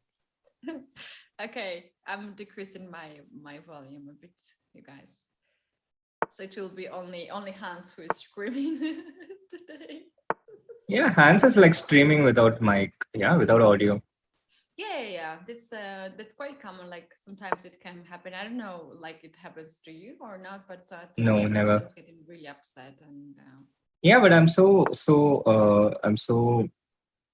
Oh wait. I'm so used to being silent during games. So I'm very emotional. I like to talk more and loud, and she's like, yes, you know this Batman movie and these love references. Not even increasing his voice. Yeah. Keti. Yeah, I've been suffering with a bad throat for so many days now. So if I start so you if I decided to start getting sing excited, all I'm going to today. suffer. Sure. So yesterday I slept at 6 a.m. in the morning. Wait, hold on. You said that you were in the room up to 3, and then you said now you're saying you slept at 6. So where have Yes. you been that 3 hours at night? Yes. I went to bed. I went to bed at some time around 4, but I couldn't sleep because I was just coughing so much. Oh, I was just coughing non-stop and nothing was working. Like I then woke up and tried to drink some cough syrup. It didn't help. I tried to drink some hot water. It didn't help. And then when I woke up today, I was like, oh my God, am I going to be able to do the commentary today? But Oh my also, I didn't want to miss Arjun's game, you know, the semi-final against Hans especially. So I was really in two minds. And then Gukesh's dad came to pick him up because the camp was over. And he's a doctor. He's an ENT specialist. So he knows father, exactly. you said? Yeah. Oh, I recently met him in Spain for the tournament. Yeah. He's a doctor. And then he wow. looked at my throat and he said there's no infection. And when he said there's no infection, I was like so relieved. I was like, okay, so nothing's wrong with me. And he said it's just your voice cord has had no rest at all. So he told me to just stay quiet for 2 days. So that's what I'm going to do now, Keti. It's your show. Thank you. That's what we agreed before. You guys, she's going through all these things, since he's back from Europe, and we were talking about this because it is a big problem for the commentators when they have some health issues. You are talking for hours and hours and getting worse and worse.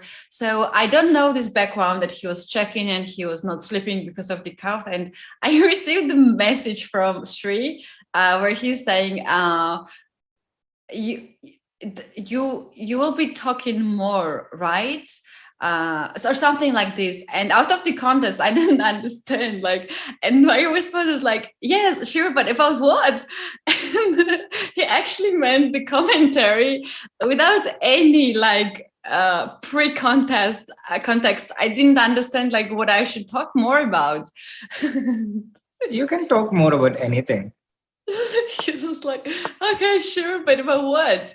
And then I was like, okay, it's about the commentary. And that's the moment I thought that somebody got hands on your phone and was tricking me.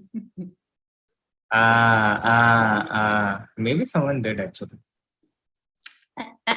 I don't think so. It was just you who forgot to tell me what you wanted to tell me, and you went right away to the point. You talk more. But Keti, look at the position. Look at this B file, the fight on it, and look at how less time Arjun has. Arjun is playing like Nihal here.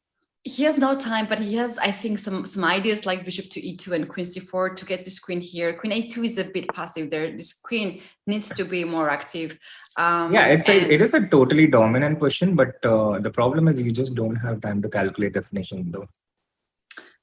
Yeah, he doesn't have 15 seconds. Is not enough time.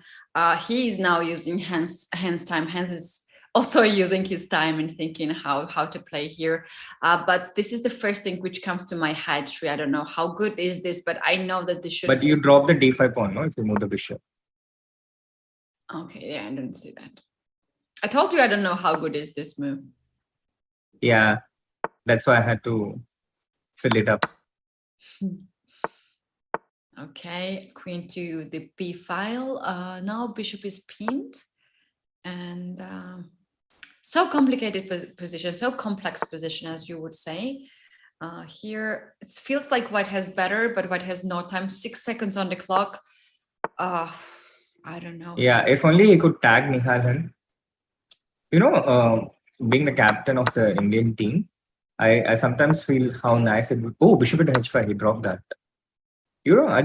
Arjun doesn't require a second invitation to capture pawns. To take free pawns, yeah. 3 seconds, 2 seconds. He has to make a move. It's a blunder. Oh my God, it's a queen blunder.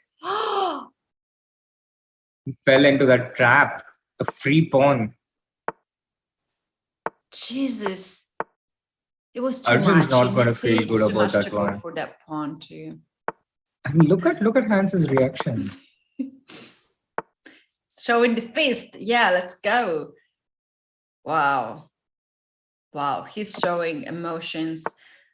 Now he's shaking his head. Look at the face. He's very focused. He's like, this, I'm gonna get this one. And meanwhile, Arjun just looks like, okay, I blundered the queen. Okay. Okay, next game. Let's start next game. He shows not much of the emotions. Like, we have two different people here. Like, Hans but it's is more happening like inside. me, and you are more like Arjun. Like, Arjun is more like you, right? Yeah. I think there's a lot of similarity between me and Arjun. In terms of there's actually, yeah, it's uncanny. But there is a lot of similarities. And but the point is, even though it doesn't get expressed, there is a lot of emotions underneath. Yeah. It's not like it doesn't happen. For example, people used to talk about how I stay calm in any situation, but truth is, I don't stay calm in any situation. I get anxious just like any other person. It's just that I don't want show to it. see how Shri is losing his mind and getting crazy and mad. He's screaming out. I really want to see that. I'm sure everybody in the chat wants to see that, because in my opinion, you never get in that state. I do a lot. I just don't show it. I just don't show it to everyone. Well, there is a comment, Hans scares me, Shri, and I think this happens in the online chess. When you are in the over the board chess, you barely make any emotions.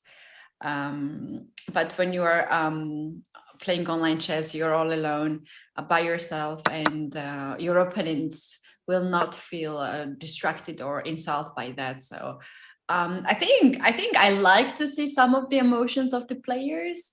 So to have the camera now on the players, it's something really luxurious thing for online chess. Yeah, Katie, absolutely. And I think the last game was a pretty important game. Yeah, it was 5.5. And if Arjun had won, he would have taken the lead. But he dropped that game, which was like unlosable. And now Arjun's again lagging behind. But Arjun knows it's a long match, so it will take a lot more than that for Arjun to get into a tilt. And in a he clearly feels a lot more comfortable in the 3+1 portion compared to the 5+1 portion. What do you think, Katie? I can already imagine what's going to happen in the 1+1 portion, especially now when they're very close. The margin is not so big. They both have chances. They are not giving it up, and we have seen Hans in the best shape. We have seen Arjun best in his best shape, and I think in the last segment they will both try their best. So it's going to be a lot of things happening here, as usually it happens in the bullet section. Yeah, absolutely. But what do you predict? What do you predict will be the score when we go into the bullet portion? Do you think Hans is going to keep his lead? Do you think it will be equal, or do you think Arjun might It's hard reverse to it? predict any player take a lead, to be honest. And this is one of those situations where I truly don't know what's going to happen. Because so far what we have seen both players at their best. And to be honest, this is one of these rare situations when I have no idea what's going to happen. But Chad, what do you guys think? I think you have better insight than us. So do let us know in the chat. What are your predictions for who is going to emerge in the lead at the end of this 3+1 portion? We are 30 minutes away from the segment ending, 8 minutes away from going into the break. But what do you guys think about the 3+1 portion? Yeah, that's very interesting to see what Chad is thinking. And now we have this position at the end game where White It's has equal, a knight yeah. versus bishop, and I don't know. I kind of feel like this bishop and the rook combination is a bit stronger, although White also has counterplay. For instance, rook c6 right away now looks nice to me. Knight d7 was played here. And now the king is coming to e7, yeah? King e7. Oh, maybe it's time to do that. But rook a7, we have that move. Yeah, knight c5, king f7. Knight b6. Six. There Now is this knight triangle. c8, yeah. But Maybe rook b7. then rook c6. But you can go rook c7 here. Oh, okay. Oh, he goes for that. Takes, knight a4, bishop d6. It's pretty even. I think it should be like, yeah, either that or just king f7. Oh, he wants to keep the rooks. But rook c6, rook a6, king h7. This is a nice trap. King h7, just to hide the king, there will be no check, and then you will just win the knight. That was nice. Yeah. Yeah, it's a very interesting battle. Whoever has more, chat, I don't know if I'm statistically right, but what I've noticed is whoever has more time in this match so far, they seem to be winning more games. I think the position, it's kind of secondary. Who has more time advantage out of the first phase of the game seems to be winning more games. Can someone in the chat verify and check if I'm statistically right, or am I just cognitively biased and saying it out of a few anecdotal observations? Yeah, that's a good point. That's really good point, Trey. And now in this game, we have 6 minutes for Whites. Black just wants to take the g3 pawn somehow, Keti. So bishop b4 is interesting. Bishop b4, bishop b1. Yep, he goes for that. If you then take a6 pawn, a5 was rook also c2 check is also interesting. Yeah, he goes right away, bishop to e1, and White decides to get this knight on e5. Knight e5, king f6 is just deadly move for Black, so he went to back rank. Yeah. Is that draw? No, he goes for knight g5. Also, rook e1 check and bishop f2. Here, rook e1 check and king bishop d2. f2. Oh, he's He going just to wants to push. But I'm not rook c2 check now, yeah. King d3. And now rook b2. Yeah, the knight is in time. Yeah, the knight is in time. Oh my god. Okay, you win this, but no way out for the bishop, yeah.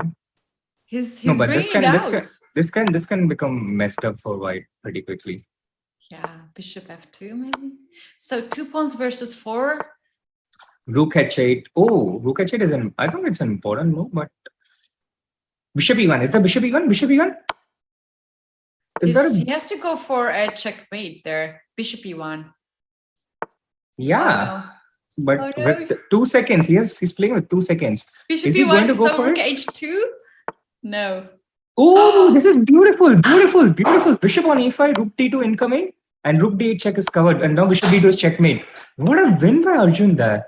Jesus, d2 square was a hole for him, for HANS. Wow, that was a brilliant win. Wow, what an amazing win. And now Arjun Is- unleashes the deadly opening. It's like the atomic bomb of chess openings. We are not allowed to use it because it's too good, but sometimes we do. Oh, Shri, that's actually, I have lost all my games with black pieces, the last games against Catalan. And I agree with you. And when I lost last game recently, I was like, oh, come on, this is so shameful. You cannot lose. You're spending so many times commentating with Shri, you can't lose in Catalan. But then I was with black pieces, so I don't know.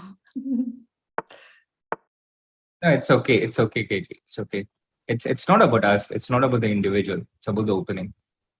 Sometimes, some things in chess is bigger than the individual, the person. The game is bigger. The opening is bigger.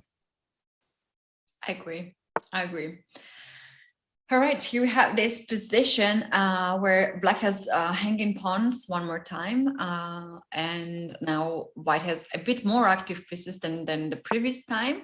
White would like to provocate black's pawns to be pushed forward and then try to use the weaknesses that pawn will leave. So I expect here some sort of like knight maneuvering maybe here to hit d5 pawn. Yeah.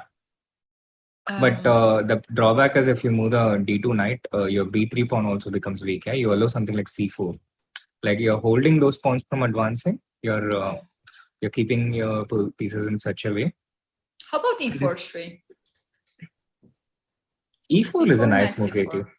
Yeah, I like e4. But it can also get dangerous for white to make such a move. The pawn can also become a weakness sometimes. So Arjun is kind of trying to be non-committal for the moment. But Arjun has started with less time in this game. And I saw some kind of a statistic earlier. I don't exactly remember, but someone said last 5 out of 7 games, the winner has had more time than the opponent. Of course, it's Anshika, who is basically a genius in general and has the best surname in the history of surnames. It looks like my origin name, like Keti comes from Ketevan, and very often they are calling Ketevani. 94, last 96. name is Catalan-Wani, so very similar. But Katie, look at the game. Arjun has, I think, a clear advantage. Yeah, G into f6. All these pawns on dark squares. The bishop on the dark square. A5 pawn weakness, and he's taking over. He has the better position. Is Arjun gradually getting better in each of the games in this match? Yeah, he's speeding up. That's what I was actually expecting to see in this match. He's pushing e5. He could also take a5 pawn. I just saw it. Like, you can just take this pawn and attack the bishop, rook, and take this knight back. Next move, but he goes for e5, bishop trade, and takes the f6 pawn, queen to f3. So yeah, Hans knows he's bad, he's worse here, and he's trying any kind of counterplay here. Can I just take this pawn? Oh no, I cannot do this. Rook e2 is a threat now. Yeah, rook e2 is a threat, and it's not so easy. Yeah? These guys are so resourceful. But maybe just take and play rook e1 and stop it for the moment. Yeah, that's what I was thinking. But then you lose the b3 pawn. But yeah, the problem with losing the b3 pawn, it empowers the c5 and the d4 pawn. Yeah. The main problem for he just goes knight into a5. Defends the b3 pawn. If rook e2, then you play queen 2. Queen f4. Yeah, he's holding on. But once again, the time situation is a bit of a worry. Arjun's the first one to go under a minute. And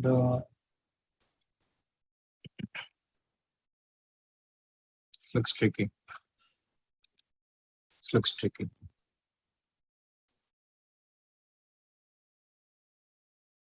This looks tough, Keti. I'm actually a bit scared for Arjun.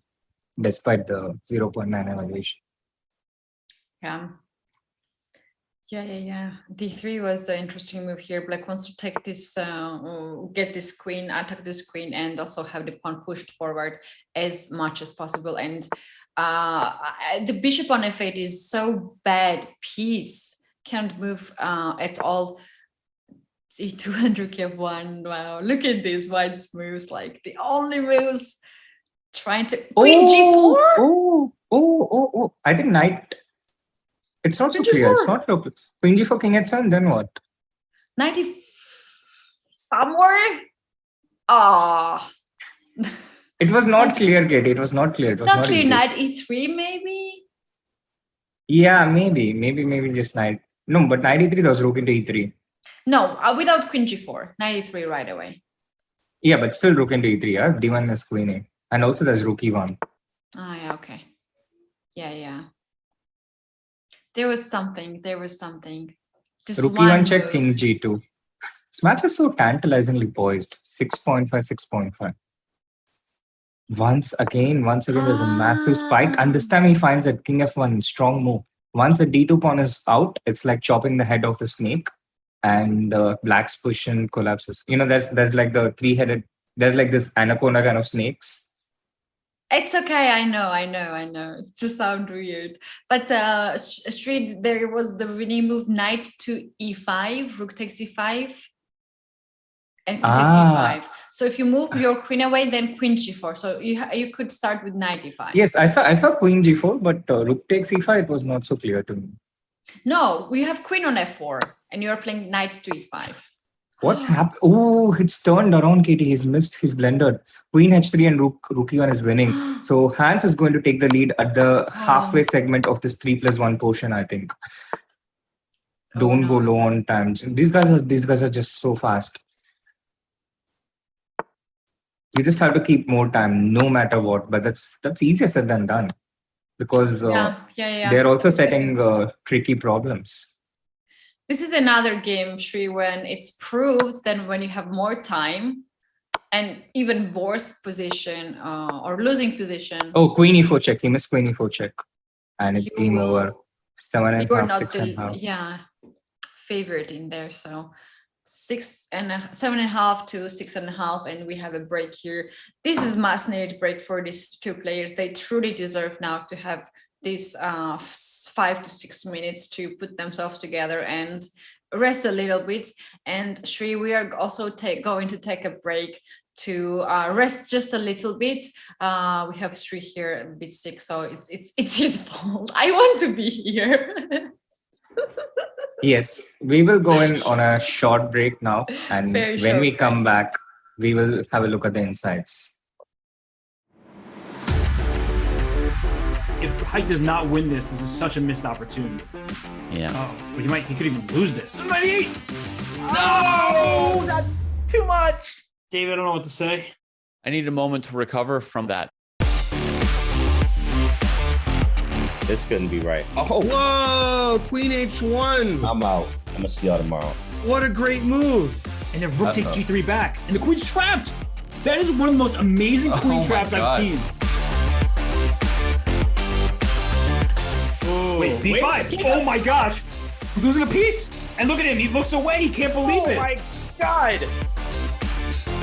Nihal trying to give checks, but actually now the pawn is moving forward. The pawn cannot be stopped. Bishop d6. Oh, you win the time. This is on time. What did we just witness? I think that white's position is about to collapse. Yeah, but he sacrifices again, but Oh it's not a my sacrifice. God. It's a double attack.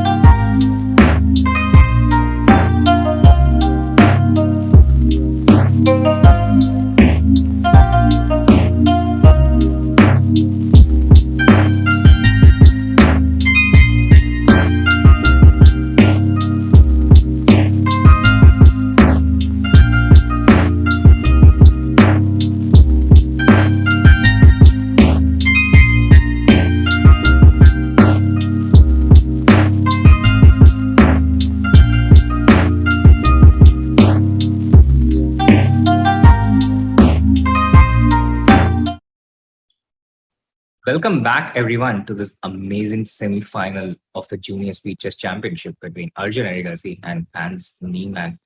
A quick look into their chess.com game insights, and this is only the Blitz games on chess.com, not counting the Bullet games as of April 10, 2022.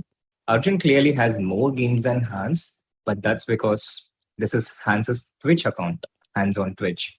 And HANS had another account previously in which he had a lot more games. So in terms of their experience, I would say they're about evenly matched in terms of their online Blitz experience. Or HANS might even have a bit more. But I think Nihal tops all of this. He has something like 18,000 Blitz games. Compare this with 6,540 of Arjun and just 1,500 of HANS Niemann. The average accuracy is something like 86% for HANS and 85% for Arjun, which is like top notch. Guys, don't forget, this is 3+0, amazingly fast time control. To have an accuracy percentage of 85%, Yeah. I think it's phenomenal. Wins by flag, 16% for HANS, which is a pretty high percentage, but Arjun tops it even more with 19%. And that's understandable. Arjun is kind of a flagger, as I keep saying, and he flags even in classical chess, and he does that to me as well, mercilessly. But the guy who wins by the sword also gets killed by the sword. So Arjun also has more losses by flag. He's lost 12% of his games on time compared to just 10% of HANS. So it's a double-edged sword. And as with so many things, your best strength is also your weakness. And those are the chess.com insights of the Blitz portion of the Junior Speed Chess Championship. We are at the halfway of the 3+1 portion. The match is set to resume anytime, and there we have it. The match has resumed, and HANS has a 1-point lead over Arjun, a lead which has been tottering, which has threatened to fall in the last two games, but HANS has managed to hold on to it. And this is a clear difference between HANS and Arjun's previous opponents, Keti. Arjun's previous opponents, when Arjun started getting his wind, when Arjun started getting his momentum, they just collapsed. They just kept losing game after game after game. HANS hasn't let that happen. He's like, you punch once and I get hit, but I punch again. And he hasn't allowed Arjun to seize that upper hand so far. Mhm. And they have had so many games in this variation. I think this is like the 5th game in this variation. Yeah, we have seen a lot of games in here, and HANS is keeping to play this London system. Here feels like he's very comfortable in there, and perhaps he wants to avoid the main line, as Arjun is truly very strong in the main variations and the theory of chess with any color. And what we can say in this match, the results are pretty stable, and we don't have any clear leader anymore, which we predicted earlier, and we have seen upsets and from both sides. So even though there is a 1-point difference, it's not a lot. It's not a lot. We still have a lot of time to go, and we have the final segment, which can change things dramatically there. So for now, maybe for both of them, they want to try their best, but not go too much, like to risk. And instead, they keep this merging of the scores and go to the bullet chess and try their best, because I'm sure both of these players feels very confident in bullet chess. I'm sure they. I'm sure actually, Katie. I'm not sure. It's interesting, yeah, because you feel confident sure against or not certain sure? opponents. I'm sure that I'm not sure. What? Arjun has won a pawn though. This saved you that he won a pawn. And this is very good, as we're calling very often, healthy looking pawn. C4 has been played. If not C4, then black would play B5 and keep this pawn guarded on A4. So that was a good momentum for HANS to push this pawn and activate his bishop, but still the the pawn is extra. They are both connected pass pawns on the queen side, and black has really good chance now to equalize the match of the score of the match. But Katie, I really don't want to be the desk in which Hans is playing. Why?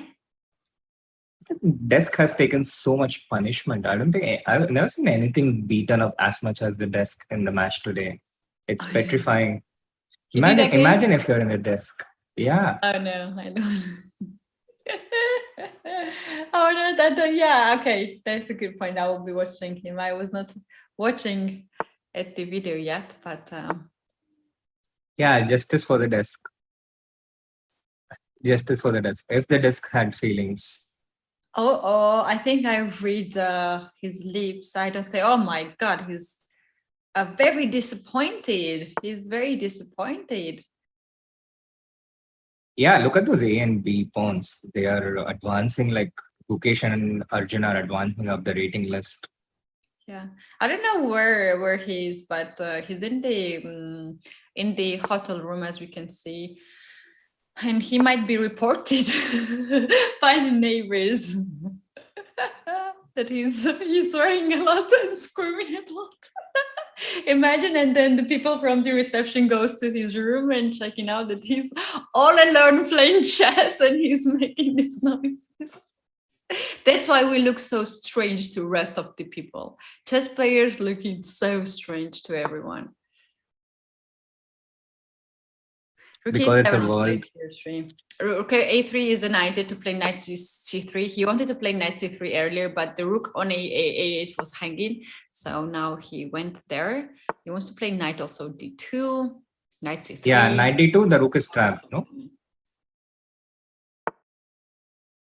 That's why he's moving from hotel to hotel. He's not changing the place. He's kicked out. For sure.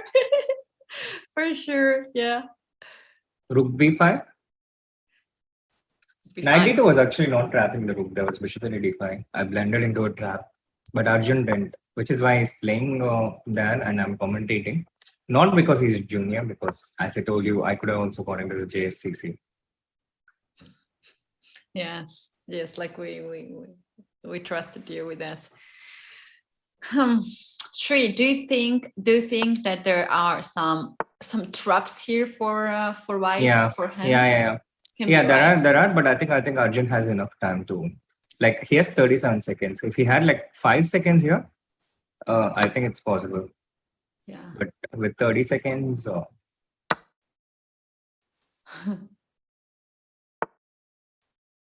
knight D2, knight C3. Yeah, these two pawns are. The best what white can get here is to get one pawn and then sacrifice another pawn, a piece for another pawn, and try to hold that position in the end game. But it will be just really hard to hold it, and the time is ticking on the clock. Yeah, something like bishop C2. Yeah, you are right, Keti. Finally. So we agreed that I will be talking the most of the part. I will be doing commentary, and Sri would say you're right, but somehow you forgot that. I know. You put up so big commentary here, and I was like, "What's wrong?" I know. How do you win this at back? Just G6, yeah? Just get that knight out from D2 and I think everything's fine. Yeah, the knights we need to get, maybe not to go too far, but to start to attack some pawns. Now King G2. King G2, knight E1. Yeah, so knight takes H2. Yeah, now this knight comes to F6. I think Arjun's totally fine here. Yeah. Knight D5. At some point, he can also consider to give up the knight for 2 pawns, and then D4 pawn will be also hanging. So here, yeah, and timed out his clock. Yeah, it's 7.5, 7.5 Keti, and 3-2 for Arjun in this 3+1. But he has had 5 winning positions, and he has managed to win 3, but lost 2. So this is the part where Hans keeps overturning, resisting, and reversing it on Arjun. Do you think Do you think it's going to happen again? I don't know. I don't really know what's gonna happen, to be honest, because as we are seeing the emotions from Hans, he's getting really upset, and sometimes it's just harder to focus on the recent game. But then magically he's winning that game, anyways. And also this position looks just fine to me. Like black is just okay here. Yeah, I think black is just okay. The position is fine, so maybe it's not the same. Yeah, it's not in the same trend. I mean, yeah. So here black has a clear plan to push before, and white usually likes to play e4 here to break the center. But for now, this is controlled by black's 3 pieces. And Hans is trying to keep this chain on the queen side, but at some point he will surely push the pawn on b4. I think white should go for f3 and e4 here. Yeah, f3 and d4. You're right, Keti.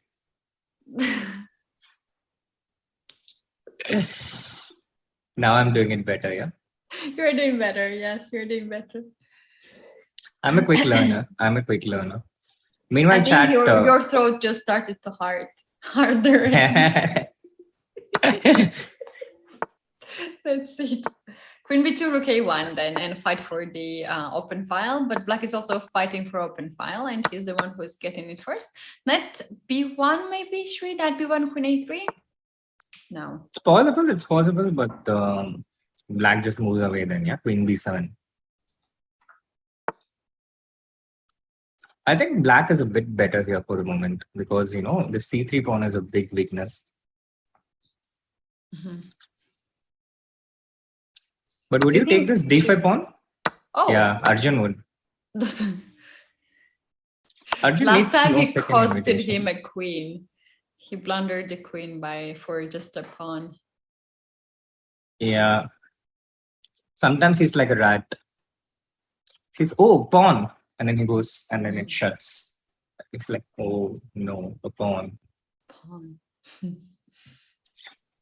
Meanwhile, chat, this is the point where Arjun has been struggling the most to get this one win. So let's hit that like button, subscribe to the channel if you haven't, and let's get Arjun all the extra positive energy that we can get so he can get into the lead at the end of the blitz portion. Just 15 minutes remaining. So there is about 2 games or 3 games remaining, and it's evenly poised. It's 7.5, 7.5. A win here would set the momentum in a hugely positive direction. Arjun just needs one consecutive win, one set of 2 wins in a row to start turning the match towards his favor. He just needs one of that to happen, and it hasn't happened so far. But this could be that game. He's a pawn up. He's having the advantage. And this b5 pawn also looks a bit fragile. Yeah, I was also thinking about that. And maybe like when he wins the game, it's good to try to stabilize next one and make some draws. But it's quite hard to make a draw when your opponent is fighting in every game. And you cannot play passive and you can play just for a draw. Can I take this bishop now and double the pawns? I have a light square bishop, so my king is safe. Yeah, he took that and then the computer goes from 2.5 to 0.00.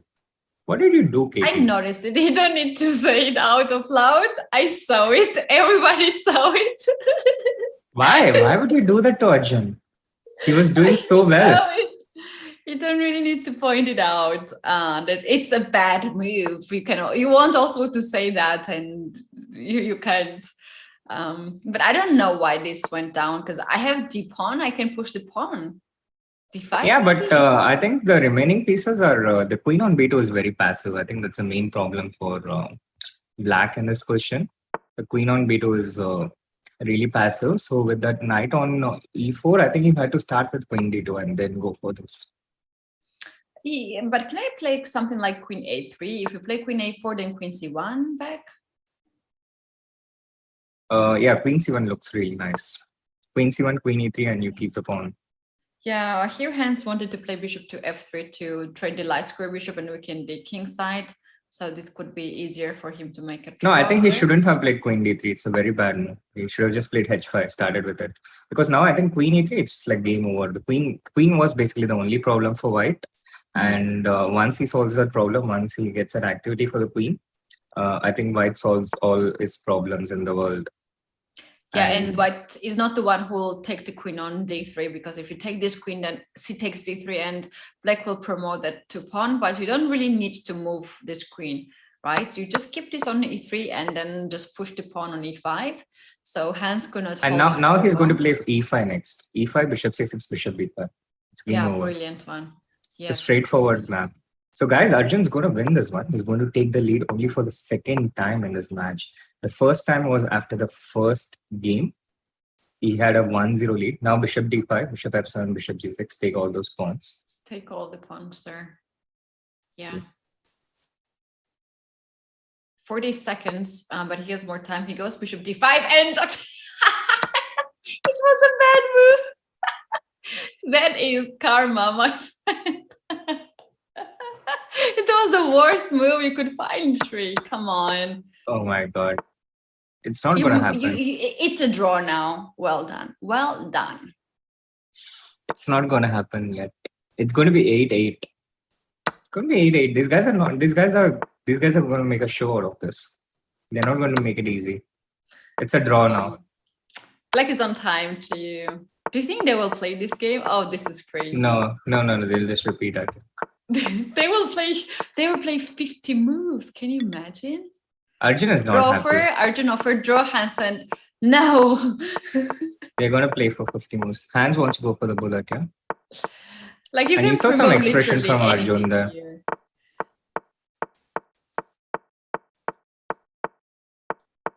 I don't know if these kind of things can be very dangerous, Keti, if there's a pre-move. Why? But I don't think there's a pre-move. Like, you keep pre-moving like this and then suddenly there's a pawn on f5 or something. Your There's opponent no knows pawn you're... here. Like you can No, I'm just saying make... it's not that. But if there's something like that, it can get very dangerous. Yeah, I've seen Arjun losing games like this. Yeah. Your opponent can trick. You can lose it, and the opponent can trick. So yeah, I think the reason is the chat clearly didn't like enough. Yeah, like we have like 800 people watching and just 510 likes. I think it's not my fault. It's not your fault. What? Are you blaming for me for something again? No, I'm just saying it's not your fault. No, guys, please do this button thing. Support the channel, and she will blame me less. I don't think so, but yeah, let's try it out.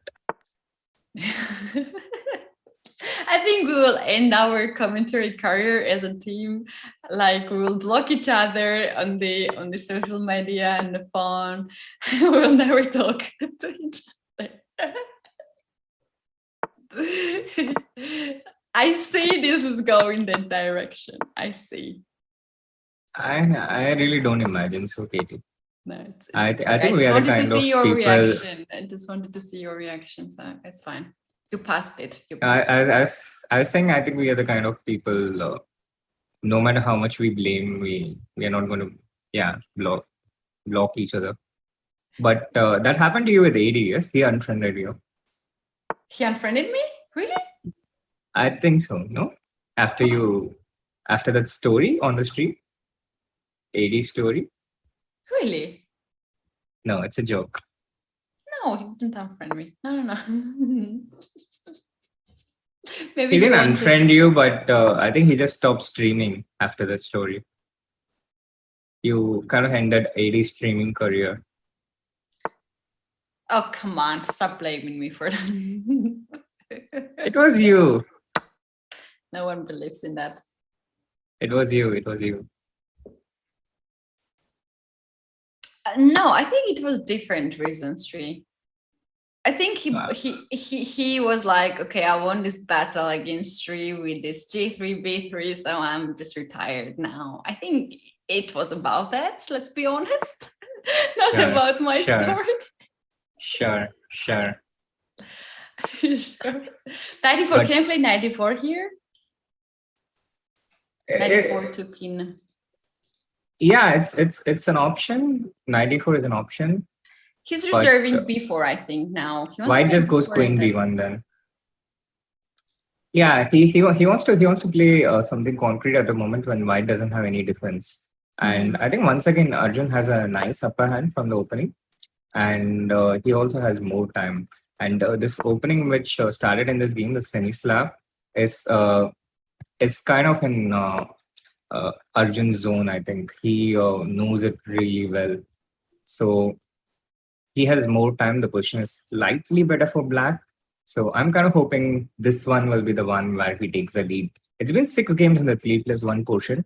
And again, chat, correct me if I'm wrong. I do hope I'm not misreading the statistics, but I think Arjun has been better in every single one of these 6 games in the 3+1 portion. But he has been able to score only 3.5 out of 6. Hans has resisted so well, and he hasn't let Arjun run away with it. He hasn't let Arjun carry forward that momentum. Arjun was able to do that against his other opponents, but Hans, he's been different today. Yeah, that's I also noticed what we have, and maybe this is the chance to score another point. As we can see now, black's pieces are ready to attack. He is having these two bishops tree on our channel called this crocodile eyes, and that's where Lizzie was born. And they are just on the back rank and looking for the sides, ready to fight, ready to see any victim on the way. And the moment they have some target there, these 2 pieces will be just brutal to white's king. Knight h5 seems to be a blunder,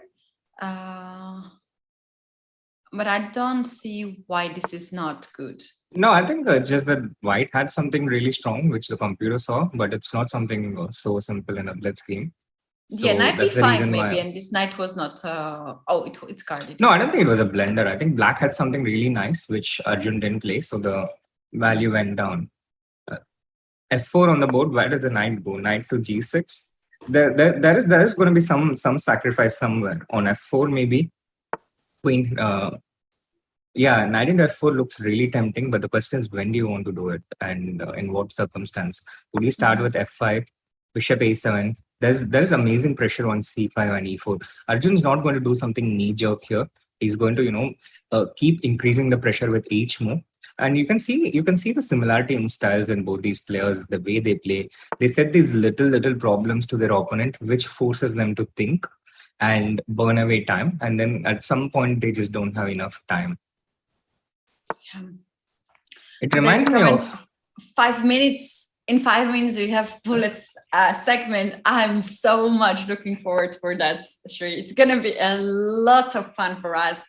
But for Arjun and for Hans, they have the best opponents they could, like the strongest opponent so far they had at this tournament. And it will be very big challenge for both of them. Yeah, and Hans hasn't reached here easy. Yeah? He has defeated Alexander Ivic and Kirill Shevchenko. Both these players very young, very promising, and rated above 2600. And Arjun goes for knight c4, and the e4 knight is directly under attack now. But so far, Hans is keeping it stable with his bishop on d4. And after queen e2, attacking the knight on h5, he's trying to go for a counter attack, because I think he has exhausted his possibilities of passive defense. And maybe rook, maybe something like queen h4 is possible now. Or you can just take the e4 knight. Yeah, I was thinking about this. Knight, bishop takes e4 happened, queen takes on e4, and there is g2 pawn weakness, but you cannot really use that. But it's fascinating how both these players, with each move of them, they just set problems to the other player and force them to think. It's I think very similar style. Rook c6, and now Arjun is winning the battle of the g pawn. rook g6, and he has him under pressure. Rook d5 and rook g6, and the rook comes to g5. It's going to be very hard for Hans to defend this with just 10 seconds. Arjun is really taking over.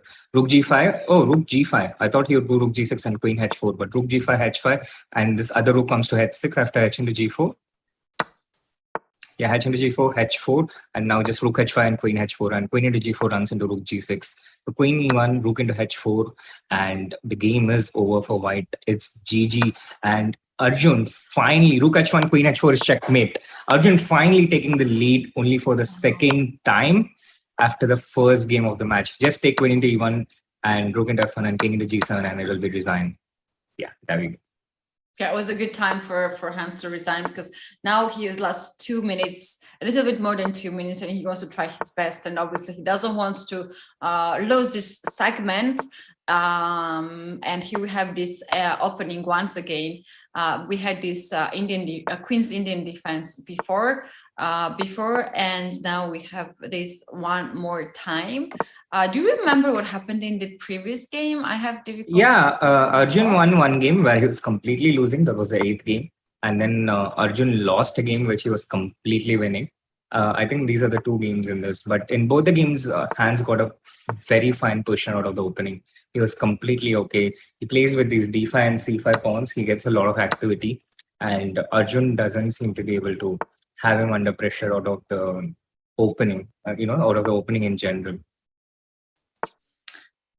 Yeah. Oh, e4 here right away, striking in the center. If you take this pawn, knight takes, and if knight takes, then bishop takes. C6 pawn will be hanging. Now C6 pawn is still hanging. Black can try to take knight on e5 and then move this knight away.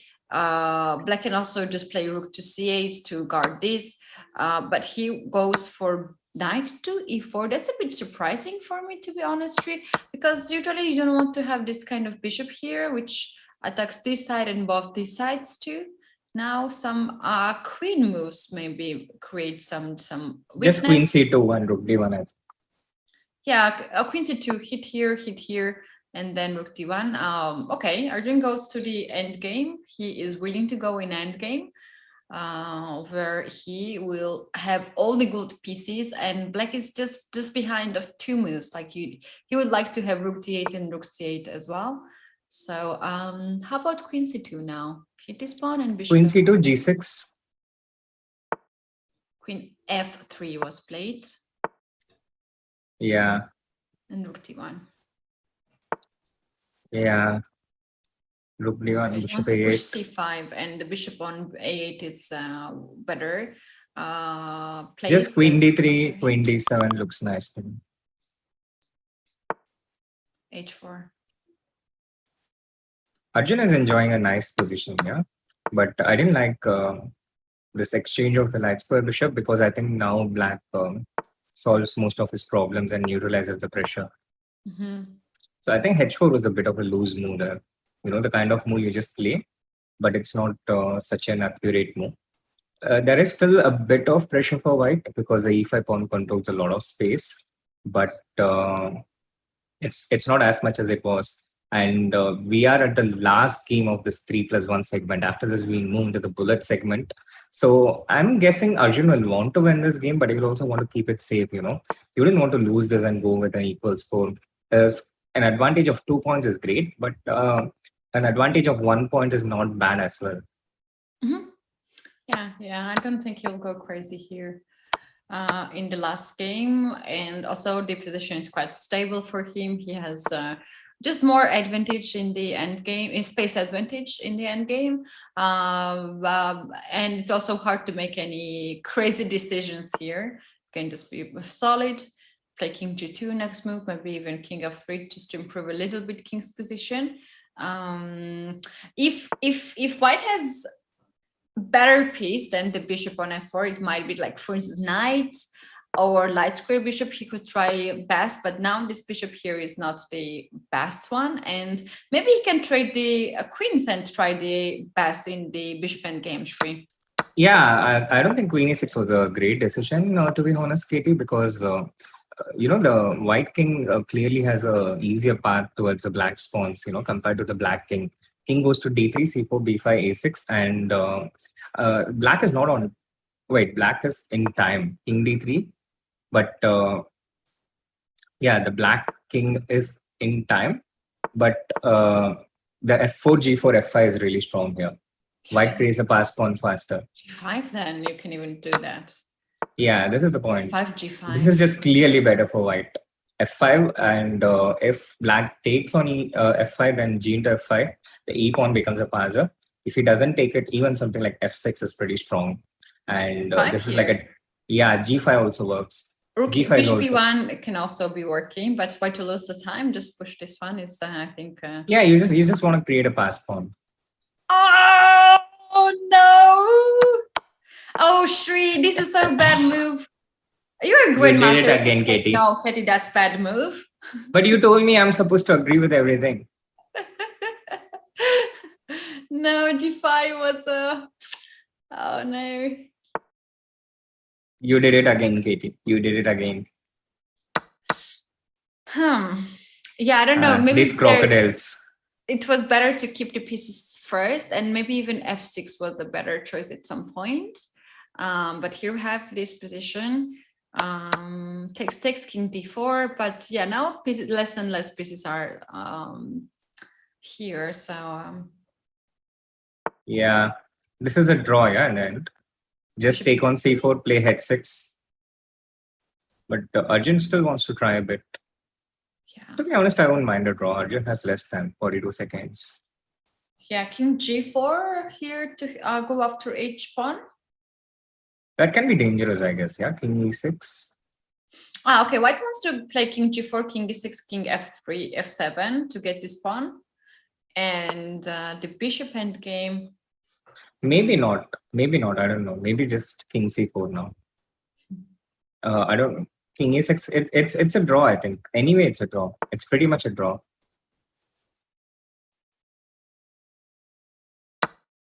Yeah, king into c4, king g6, and all roads lead to a draw. Yeah. Even g5 draws wow. here because bishop b4. Then you can take on b4. I'm not so sure though. I think that loses for black. Something like g5 was losing for black. I don't believe this is. You are talking here or some other variation? With the king on h5, something like g5 could get dangerous. Okay. Yeah, this is just a draw. Just don't trade the bishops. Yeah, I don't. Yeah, this is so interesting. Arjun had a big advantage, almost winning, but Hans is finding the only way which can still keep the position complex, right? So Yeah. is this the last? This is the last game. Yeah, time is out. Yeah, this is the last game and 5-3 at the end of the 3+1 portion for Arjun. But what do you think, Katie? Do you think that score could have been much larger than 5-3 for Arjun? I think he was better in almost all of the 8 games. Yeah, he was better in the second part, especially. He had some chances to win, and I kind of had this feeling that he was also playing safe. The moment he got this advantage, he just wanted to play safe, which actually makes sense. But now in the bullet portion, that's exactly what we were looking for. Both players have equal chances, and to be honest here, we cannot say that one side has a bigger advantage. Like Arjun has 1 point more now, but that's not something that Hans should be very dramatic about. This is a new chance. A lot of games will be ahead of us, and they need just to be super focused right now. Absolutely. And we are also stoked for the bullet portion, which is set to start in about 3 or 4 minutes. We'll go into a short break leading to that. But before we go into it, chat, don't forget to like the stream, subscribe to the channel, and we'll be back in a really, really short time. So don't go anywhere. If White does not win this is such a missed opportunity. Yeah. Oh, but he could even lose this. 98! No! That's too much! David, I don't know what to say. I need a moment to recover from that. This couldn't be right. Oh, Whoa, Queen H1. I'm out. I'm gonna see y'all tomorrow. What a great move. And then rook takes g3 back. And the queen's trapped. That is one of the most amazing queen my traps I've God. seen. Wait, b5. Oh my gosh. He's losing a piece. And look at him. He looks away. He can't believe it. Oh my God. Nihal trying to give checks, but actually now the pawn is moving forward. The pawn cannot be stopped. Bishop d6. Oh, you win the time! He loses on time. What did we just witness? I think that white's position is about to collapse. Yeah, but he sacrifices again. But Oh it's not a my sacrifice. God. It's a double attack.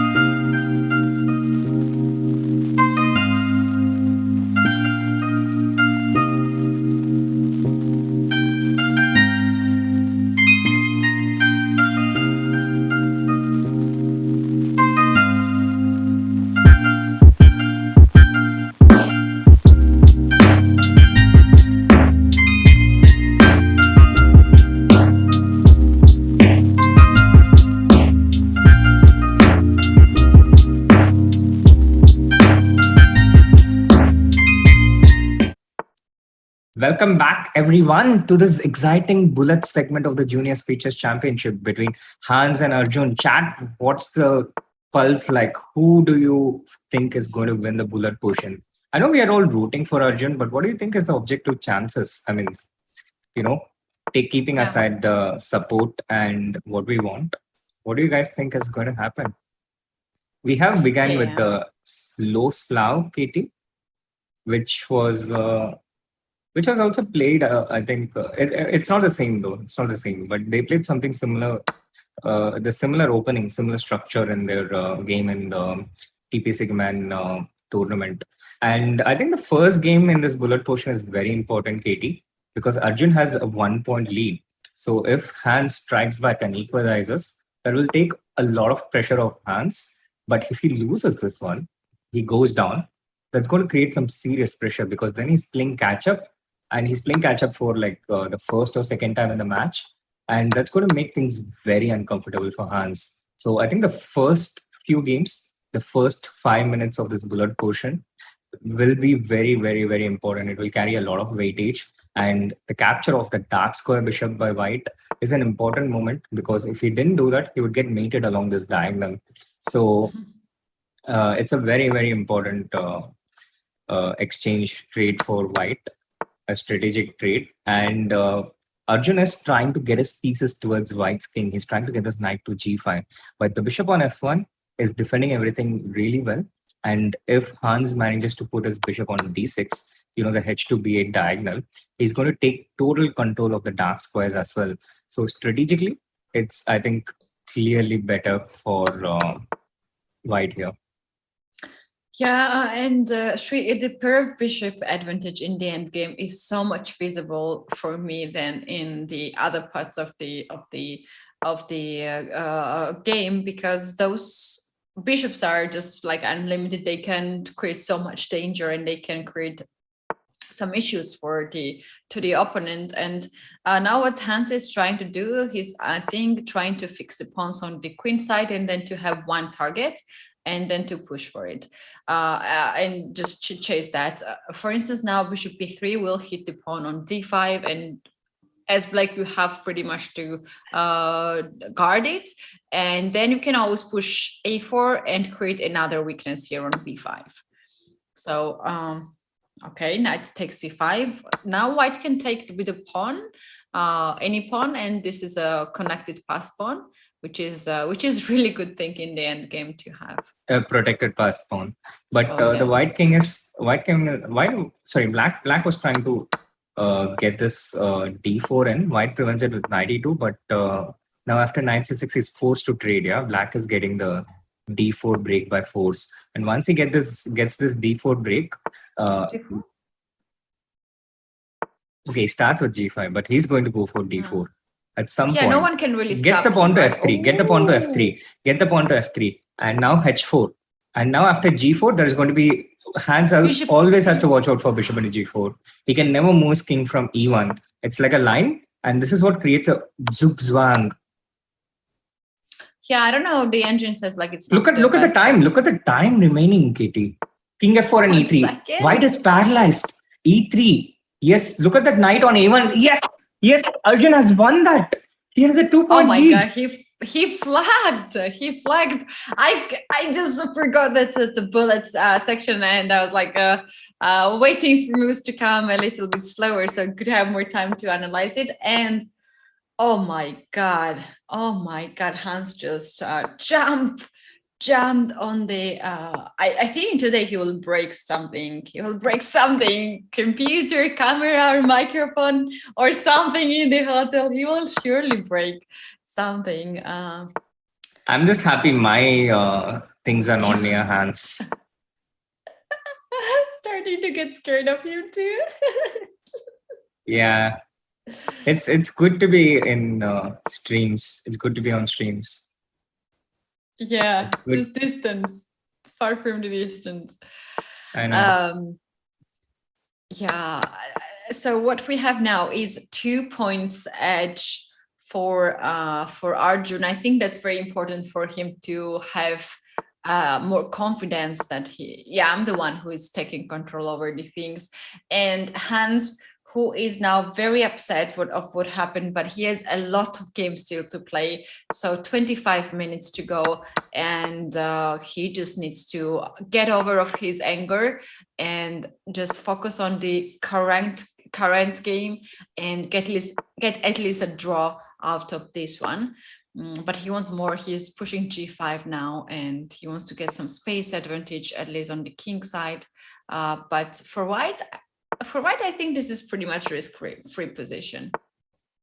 Yeah, I think for also for black, yeah, because black has his pawn on a4, white has his pawn on b2. So in the queen side, although white has more pawns, I think black is always going to have a bit of an upper hand, and white is never going to be able to make any operation on the queen side.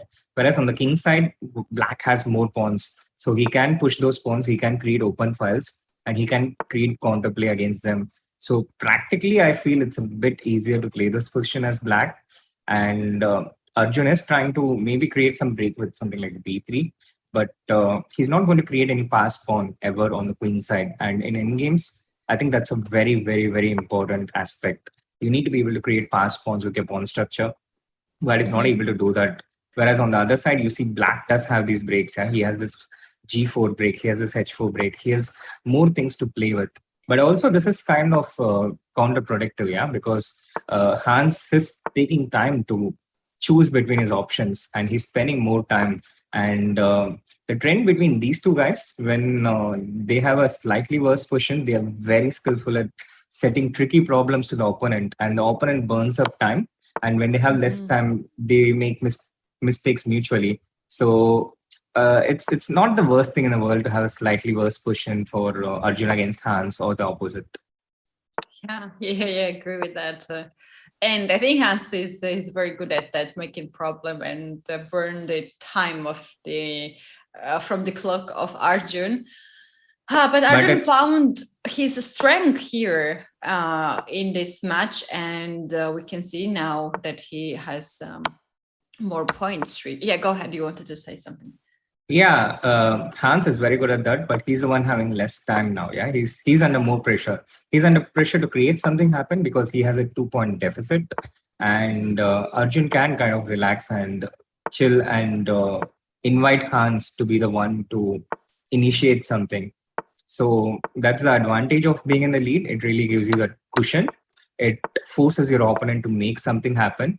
And that's quite often when people make mistakes. And that's why it was such an important when the first game of the bullet portion. And if Arjun manages to get one more, then it's going to get very hard for Hans. And he was down to 2 seconds there. Look, oh my God. Why? This is not how Hans plays normally. And look at this tricky move, knight f4. Jesus Christ, what's going on? He lost a pawn, and knight f4, he loses another pawn. It's exactly what happened. Knight into yeah, oh my God. It's 3-point lead for Arjun now. He's created that pressure, and he's really ramming that pressure down. And wow, these guys are really playing these long games. Yeah. And look at this setup, knight e4, Arjun's favorite bullet setup. You remember I was talking about this setup, which I called as nonsense in the blitz portion? Yeah. True. But it works really well. It works really well. Yeah. Wow. Okay, who won is so disappointed that Hans did not break anything. Like the moment the game ended, I turned to decide to see the camera how Hans reacted, because he's a showman here in this match. But he didn't show any of the emotions. Like you have some emotions, but not the one that we all looked for. And if you are one of those people who got a bit disappointed with that, just point it out in the chat.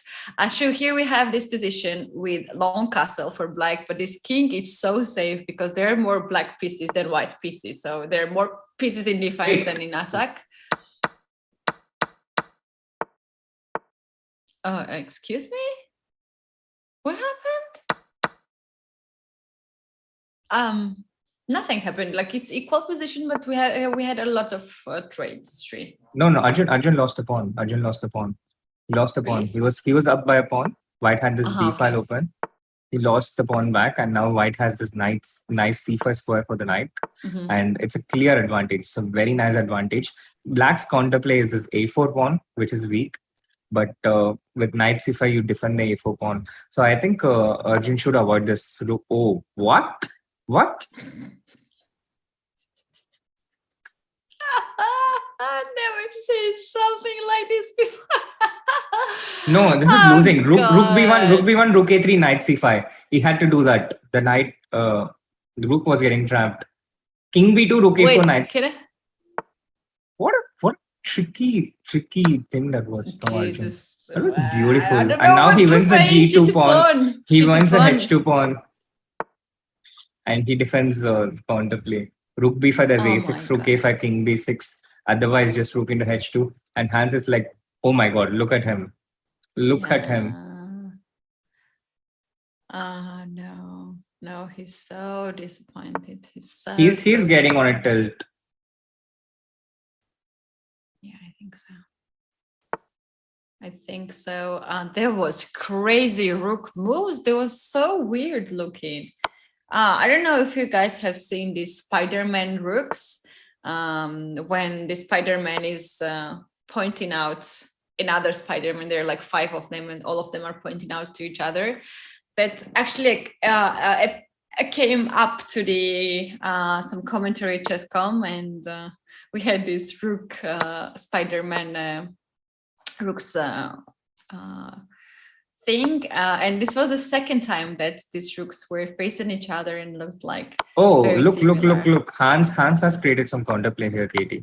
He's created some counterplay. He's winning the e7 pawn, he's winning the f7 pawn, and there's Yeah, but this is it dominance enough, of the Sri? c5 knight. How about g5 now? Keti, the problem is the c8 bishop is not getting into the game, yeah? It's trapped. Oh my God, it's lost. Yeah, it's trapped, and suddenly Arjun couldn't take the d4 and f4 pawn because of a knight fork. Rook c4 check. He missed rook c4 check. Oh, that's painful. That's painful. And that's a Wow. third game in a row for Arjun, and a 4-point lead with 17 minutes to go. And Arjun goes back to the London system, but not the Jobawa London system. Wow, we have a bit of delay here, and Hans showed one more time what we were looking for. And when you look just to this, just the faces of these two players, like Arjun is just barely blinking and just like, okay, let's play next game. And Hans showing more of the emotions. Wow. Yeah, and showing more of the emotions. Knight to f3. Yeah.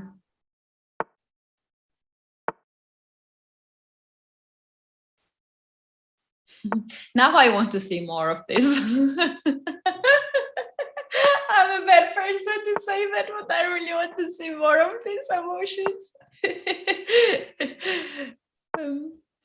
I think all of us want to see more of that emotions. 95 seems to be the blunder. Really, look at this. 92. 92. Finally, something going Hans' way in the bullet portion, but a 4-point lead is like it's a lot to come back from. But Hans only needs one of it. You know, you need to start with one. A journey of 1,000 steps begins with 1,000 miles begins with a single step, and that's also true with the journey of tilts. It begins with a single win, and then your opponent potentially starts getting into a tilt. Yeah, true. Arjun's calmness is extra strength. I agree 100% with that statement. I agree with that. Yeah, absolutely. I agree with that. Bishop d4. Bishop d4. No, this is just lost. Just rook into b2. Yeah. Yeah. Queen g4 to z5. F5. I said f5 here. E5 is. Yeah, f5 would be nice. Now just bishop b6, queen c6, and it's kind of reasonable for Arjun. To queen c6 maybe? Yeah, queen c6. Queen a6, yeah, that's smart. That's smart. You guard your rook, you attack the bishop. So we had resignation, and now we have 9.5 3-point lead for HANS and 12.5 for Arjun. Yeah. They're playing very fast this line. One more time. 94 has been played, Sri, as you were referring earlier, that there is a line. And HANS very quickly played knight to avoid the trade of the knight. And after f3, knight is now forced to go to g5 and f7. This knight made so many moves. Knight f6, knight d4, knight g5, knight f7. That's crazy. Yeah. Maybe just, oh no, he's not going for a castle here. He played rook to c8. And maybe he's just not going to castle anytime soon yet, or just castle on the short side. White's king is also a bit exposed here, right? Yes, but I think the e5 point is the major point. White cannot castle because, there's going to be a pin on the diagonal and he'll get hit on e5. And the queen side is also pretty exposed. So if white gets anything, it has to be on the king side, but he has no initiative there. So he takes the f6 pawn to get rid of his e5 pawn. But now the d4 pawn is very, very fragile, and black knight has access to the e4 square. So knight to d6, potentially knight f5, there's also knight c4, knight e4, knight a5 is an option. It's a great position for black.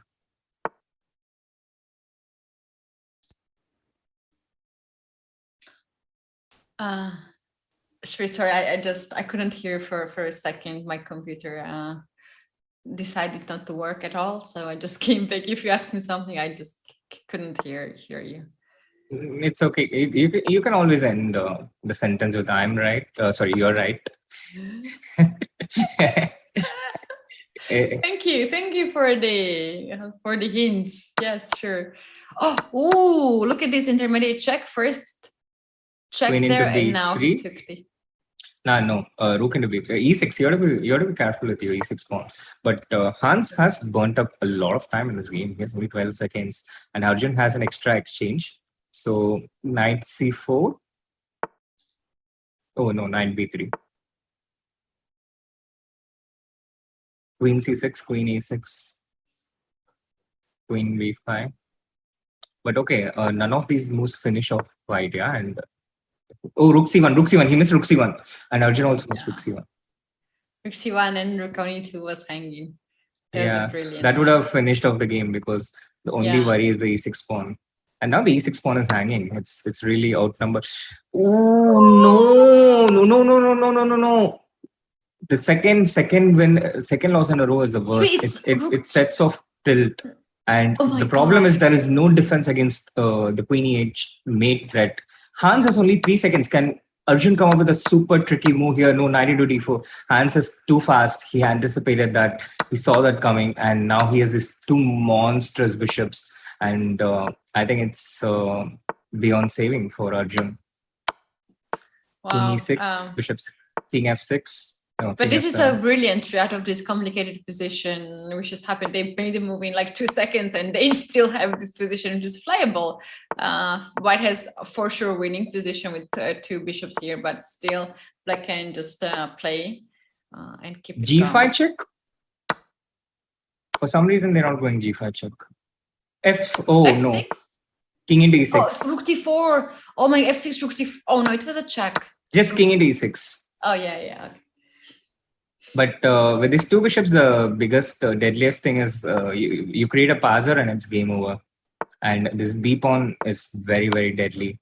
Arjun is trying to raise with his own pawn, but they just don't move as fast as the b pawn because this bishop on c5, look at it, doing dual roles, protecting b6 and preventing the f pawn.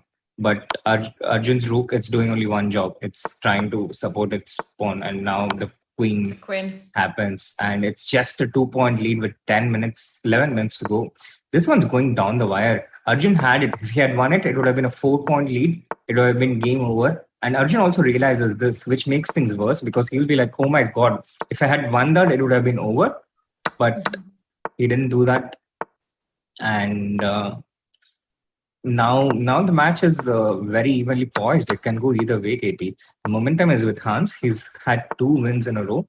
And it's really bad when you are in a good situation and things become bad for you, It makes you feel so bad. And Arjun really needs something to go his way to turn around his momentum here. Yeah, that's right. There's a question if timer ends and the game is still going on, they will continue until the end. And even if there's a time on the timer is a 1 second and they start a new game, they will end that game and the result will count. So any second here in this segment and also the other segment matters. And also every point really matters. Even if you have advantage like Arjun had here, such a like 3-4 points advantage, it's cannot be just over yet, because you might blunder something and then your opponent is still in the business. Absolutely. Would you try to get some knight d6 and knight f5 here, Katie? Oof, I didn't White see is that, but I white love is the that. pawn up. I love that. I saw this e5, knight e4, knight f6 at the beginning, but I think knight d6 was really powerful there. Yeah, now he just loses the e5 pawn. And all these white Rook pawns are a5. so weak. Queen b4. Then you lose c4 or b2. Okay. He decided to activate his rook instead and get the open d file, and he couldn't go rook d7 right away as e3 pawn was hanging. So he had to do. Yeah, white's pawn structure on the king side is terrible. Yeah. So Time that's to why activate the knight, I think, Shri. The knight, maybe 92, 94 at some point. that looks good. This looks dangerous for Arjun Katie. He has Look at very this. less time. This is a monster knight here. He's going for it though. He's going for your move. Knight d4, knight Okay. f5. And for once, it's not a blender.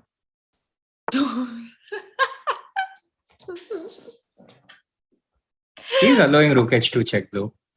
Oh, that's so funny. That's so funny. There are some things that are just funny insults. Like it's funny and you just laugh at that. Like you did it. I know. How about knight h5 here, Shri, to go after Knight into this one? g4. Oh, okay. He's got his. Oh, What? yeah, he had to do that, I guess. Really? Because it was checkmate, probably. Yeah, but not a good sign. These rooks are just entering on the h file, and the white's king is just not protected. They're He playing loses so the fast, g4 pawn all these too. moves. He loses a g4 pawn too. So 7 minutes to go, and Hans is just 1 point away. He's equalizing the bullet portion. It's going to be 3-3. Arjun won the first 3 games, and then Hans has won the next 3. This is very interesting.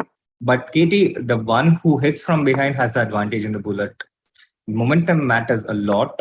So I think the person who comes from behind has a clear advantage over someone who has dropped the lead.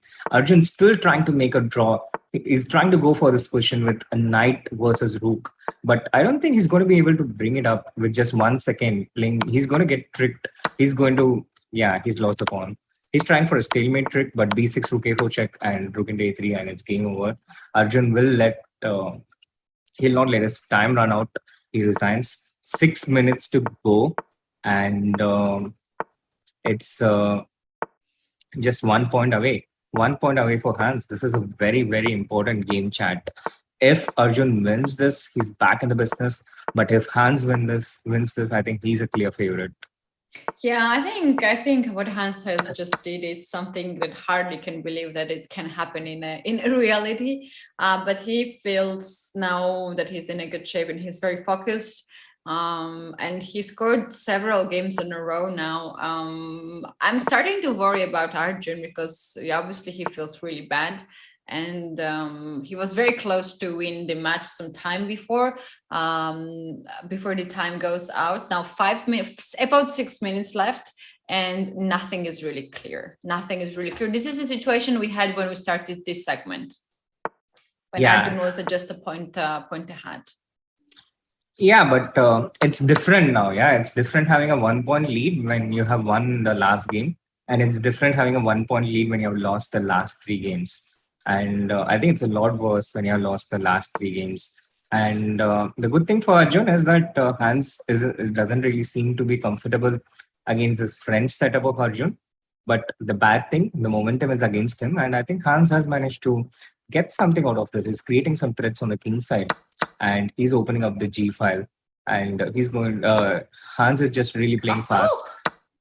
Shri, when you said he opened up the G file, I thought he would play Rook G1, then somehow Rook G3, but instead he went castle first. He cared for his king first. Maybe later he will play king to H2 and then bring the Rook to G1, but seems like something is hanging now and something is dropped. Knight C2 or... Yeah, maybe just Rook C4. He first defends everything and now Rook C4. This D4 looks really loose. But Keti, this is the problem that has been with Arjun in the last few games. He's getting these winning positions, but Hans is just... Oh no, Rook into D4. This is winning. This is just winning. Rook into D4, Rook E4, Knight C2, Rook E4 and Knight C2. This is so winning. And this will be such an important win for Arjun if he manages to get this. Hans was playing this at a super fast pace. He was just playing it too fast. Why Rook D3? Rook C8. Rook C8 and Rook C2. This Rook is coming to C2. Now Rook C2. Go for it, Arjun. Go for it. Rook D1, Rook C... No. What's Rook he going C2, for? yeah. Rook C1 now. D4? Too many options for the win. Oh my god, less time on the clock for black. Yeah, he's missed that. Oh no, now Rook F1 wins. D3 check now. D3 check first. Yes, Hans has resigned because he had too little time. He wants to make a comeback. He has to win 2 games, which means this is a must-win game for Hans. He has to win this to try and equalize and try and force a playoff, which is still possible, by the way. He has to win this and then he has to win the next game, which means it's theoretically impossible for Arjun to lose this match in the regulation time, but it can still go to playoff. And this opening the Berlin variation with this bishop in c6 is something that I had taught Arjun in 2018 before his game against Abdusatru Nodebek, the world rapid champion. This idea, which was also played in Anand Grishchuk, killing this bishop on a7 strategically after bishop into c6. We had seen this all the way back in 2018. How amazing. Wow, Sri, that's crazy. So he knows this, he knows what he's doing, but I am so speechless of Hans' emotions here. I heard him screaming here in Poland. He was actually screaming. But look at this A7 bishop, Keti. Look at this A7 bishop. This is something that you can scream for as well. The A7 bishop is also screaming, let me out, move the C5 pawn. Make me to play chess game. I want to play as well. I want to play. Yeah, white has just extra piece because of that. Rook into G7, E5, G7 and E5 first. Oh no, rook into G7 maybe. I don't know. This is tough because we can shout out all these moves in commentary, but in the game, one bad move and you lose. So you want to try and keep control. You don't want to go for it, and it's totally understandable. Now something like bishop b2 back, I guess. Yeah, bishop b2 back. You just called for this because rook. Oh, why he's going so passive? Look at this attempt of this knight to get out from c4 square. So I will push c4, then my bishop will breathe. I think, he's going for it. Yeah, Arjun is just keeping everything protected. Yeah, he kept the f2 pawn protected, and now this knight is going to c6. Knight a5, knight c6. And how many pieces is it attacking? That cost a lot of pawns to Hans. Sri, last 1 minute on the clock. Oh my God. Just imagine what's going on in Hans' brain right now. F4 is nice. Now he's going to crash through on the G file. Bishop into G5 should be a move here. Bishop B2, I like it more. Bishop B2 in this one, and now go for it. H4? But H4, that could be a potential mate on H3. So takes and Queen F5 now. And now H4. Rook G5. No, why not? Queen H3. Yeah. Oh, he missed the F2 pawn. Oh no, this is nerves. 30 seconds remaining. 30 seconds. The match has just got to go on for 30 more seconds. 97. Go for it, Arjun. 97.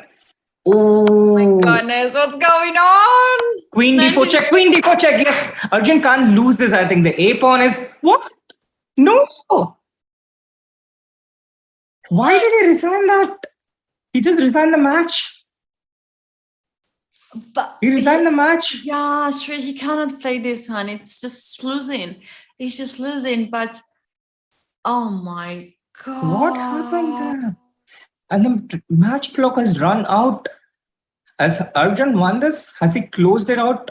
14 hand of 11 and off. Oh my god. Arjun OP in the chat, guys, and do smash that like button. Subscribe to the channel if you haven't.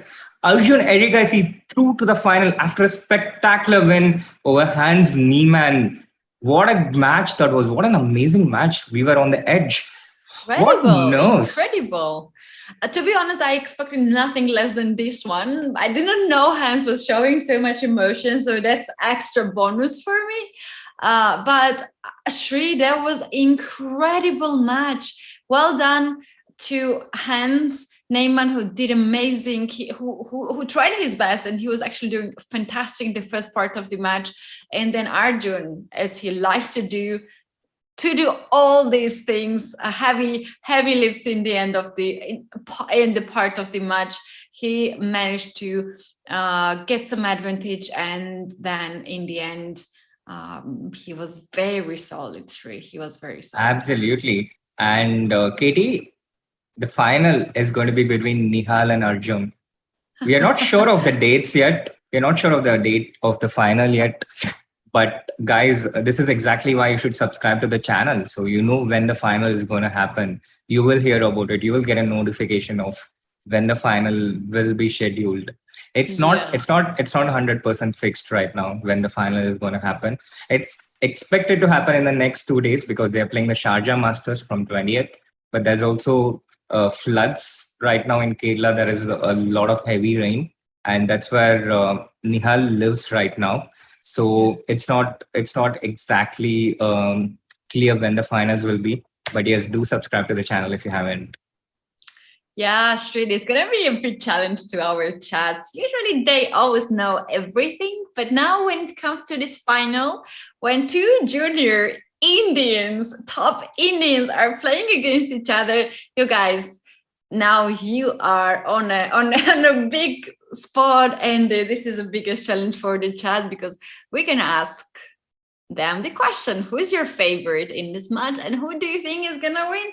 And Sri, me and you're gonna laugh about that because they will be so confused because they all support both players, and they have no idea which one can win because they are both. But so you know, strong. Katie, the chat has the exact same question for me, and I'm not going to answer that now. Okay, so great. This is the best scenario for this channel, as we have most of the Indian chess viewers here, and the biggest match is coming up between two friends. You said that they are very good friends, and Nihal even was giving some advices to Arjun yesterday for the match. Now this is gonna be so interesting, guys. There will be no draw. There will be no friendly draw. There will be not even one friendly game. So, oh my goodness, I don't know what's gonna happen. But so one for sure, this is for sure that they both deserve to be in the finals. They won a lot of games before that, a lot of very interesting matches. Nerves were there and here. It's just, they truly deserve. And all these juniors who played at the Speed Championship, they truly deserve to be in here. And yeah, big shout out to these two players who competed today. And we have here the finalists, Arjun and also Nihal. Absolutely, Katie. And chat, don't go anywhere. Arjun is joining us for a short post-match presentation just after the interview with the official broadcast.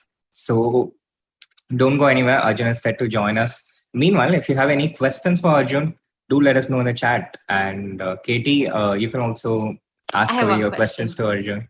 Yeah, I have one question I want to ask. What is it? I want to ask if he saw. Hang on. Let's save it for when Arjun joins the broadcast. Yeah, fair. And until then, we'll go on a short break. Okay. We'll be back with Arjun. Okay.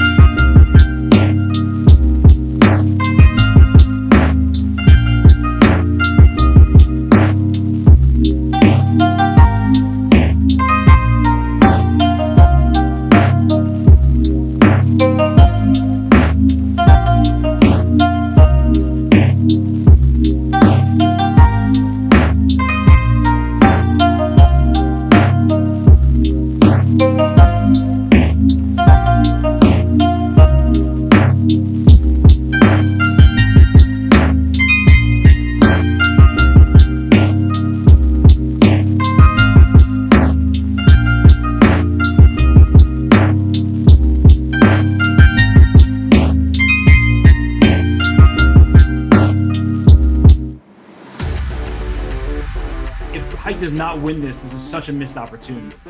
Yeah. Oh, but he could even lose this. 98! No! That's too much! David, I don't know what to say. I need a moment to recover from that. This couldn't be right. Oh, Whoa, Queen H1. I'm out. I'm gonna see y'all tomorrow. What a great move. And then Rook takes G3 back. And the queen's trapped! That is one of the most amazing queen my traps God. I've seen. Wait, B5. Oh my gosh. He's losing a piece. And look at him. He looks away. He can't believe it. Oh my God. Nihal trying to give checks, but actually now the pawn is moving forward. The pawn cannot be stopped. Bishop D6. Oh, you win the time! He loses on time. What did we just witness? I think that White's position is about to collapse. Yeah, but he sacrifices again, but Oh it's not a my sacrifice. God. It's a double attack.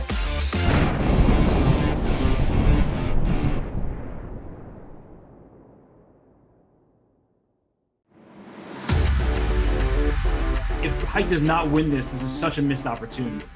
Yeah. Oh, but he could even lose this. 98! No! That's too much! David, I don't know what to say. I need a moment to recover from that.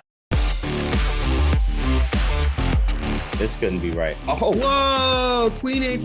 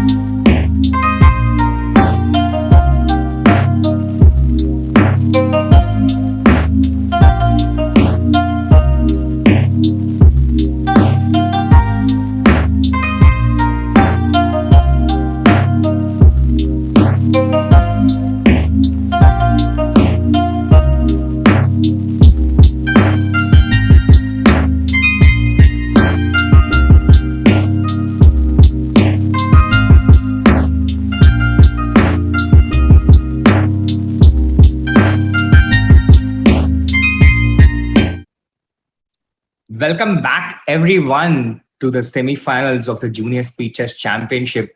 We have Arjun here, and Arjun, big congratulations. What an amazing match that was. And back-to-back wins. You just had a match yesterday, less than 24 hours, less than 18 hours ago, and another win against HANS Niemann, who has literally done nothing wrong in the last few months. He has been winning tournaments after tournaments. What's the initial feeling? Yeah, firstly, I'm very happy to have Hans beaten because I have a 0-2 score against him in Classical. So some revenge feels good, and it was very close throughout, and it didn't start off so greatly for me, but I think I kind of made a comeback. Were you feeling a bit intimidated or frustrated at any point, especially in the 3+1 segment when you are constantly getting good positions, but you are just getting tricked in many of the games? Yeah, there was one game where I took rook d2 and allowed queen h3, rook e4, queen h3, and lost from a completely winning position. That really triggered me off. But if not for that particular game, I was okay. We also have a super chat from Anant Narayanan, a question to Arjun. The success story of this knight of 694 nonsense variation against the French. What's that story?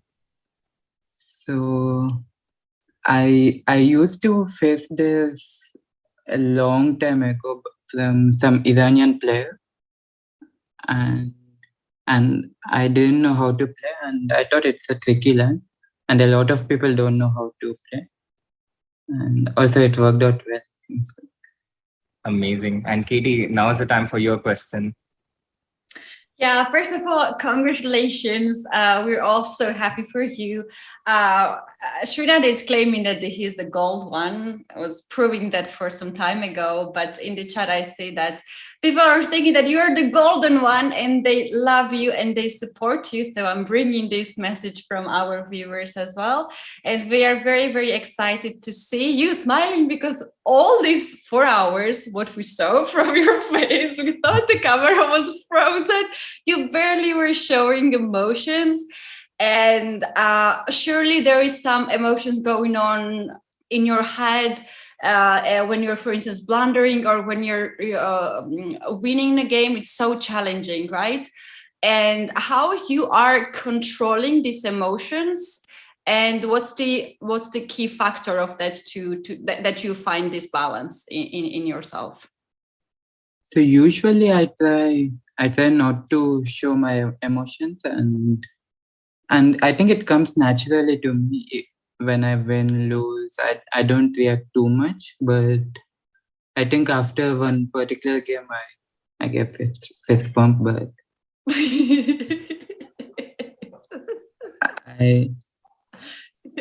I don't exactly remember which game, but I remember I was very happy to win. And another question is also connected to the emotions.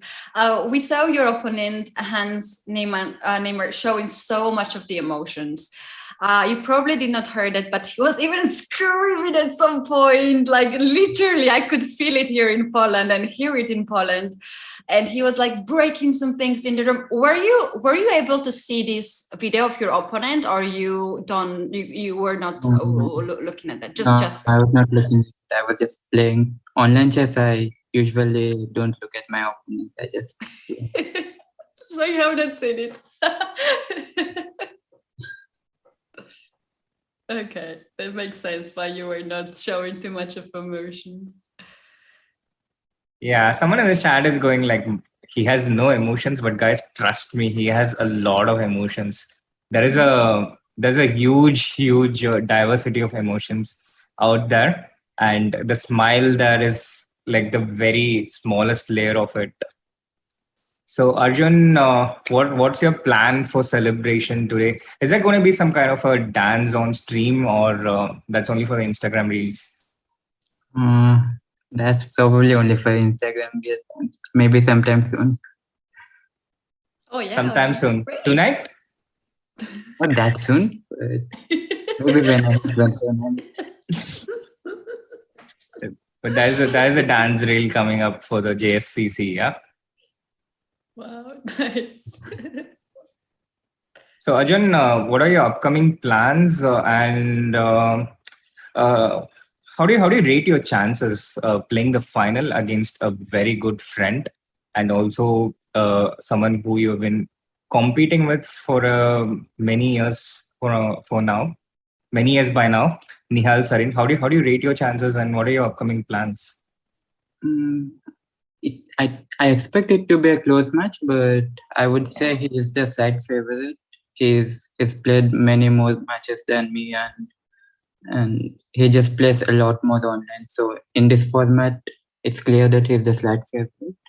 But I'll try to give my best and see how it goes. And I expect it to be a lot of fun. I expect it to be a lot of fun as well. I'm really looking forward to it. Really looking forward to it. And to remind the chat, there's been quite a bit of recent history between Nihal and Arjun. Nihal had won one of their encounters sometime in 2020, and Arjun got his revenge in 2021. So their matchup is even at 1-1, and it's going to be a very interesting contest. And what are your upcoming plans? So I'll be playing in the Sharjah Masters and French League, and these are my next two events, and that's probably it before the Olympiad. Amazing. Congratulations once again, Arjun. This was an amazing match. Now I'm going to give a bit of rest to my throat and to you as well. You have had some very difficult two games. Any final questions from you, Keti? No questions for me, because if you give me the chance, as usually, I want to know more about Arjun, and I will just wish him best of the luck for the finals, and let the best one win. You guys are strong, you're friends, and you truly deserve to be in the finals, and I believe you both have already won a lot of matches, and this is the best scenario for both of us, surely. And also good luck at the Sharjah tournament, Sharjah Masters, because this is, I think, very serious one just right before the Olympiad, and then later good luck at the Olympiad. I think that's your first Olympiad, right, to play? Yeah, it's going to be my first Olympiad, and that too in India. So very excited. Yes. Talking about the Olympiad, I had this one question, Arjun. This last game, the opening with Bishop into C6, how similar was it with your game against Abdusatru in 2018 World Youth Olympiad? Yes, that's the inspiration behind this opening. But was it like the same opening, or just the setup was? I think it was same until Queen C2, if I remember correctly. Two wins with Bishop and Ace Queen C2. One in the Grunfeld, one in the Berlin. And congratulations once again. And before we close out, I would like to wish chess.com a very happy birthday. Chess.com turns 15 years old today. Just slightly younger than Arjun, and I think almost the same age as Gukesh. So Just a little bit older than we are, Sri, together. exactly. Just a bit older than us. Yeah, just a bit older. Sri, one final words about the upcoming final match. We don't know when it will be, right? So everyone Yes. has to subscribe to the channel and get the notification just before it. Yeah, subscribe to the channel and you will get the notification on when the final will take place. The exciting final between Arjun and Nihal in the Junior Speed Chess Championship 2022. That's all from us tonight. Congratulations, Arjun. And thank you so much, chat. And thank you so much, Keti. As always, absolute pleasure commentating with you. Likewise, Steve, once again, congratulations to Arjun and everyone in the chat. They were supporting you so much. Big thanks goes to our producer who let us have free mind, free hands to work through this, and he does all this hard work, and our viewers can see the show. You guys, we are saying goodbye now, but we will meet you very soon in the finals, and please make sure that you come for that and you support the player that you support. So bye-bye for now, and see you soon.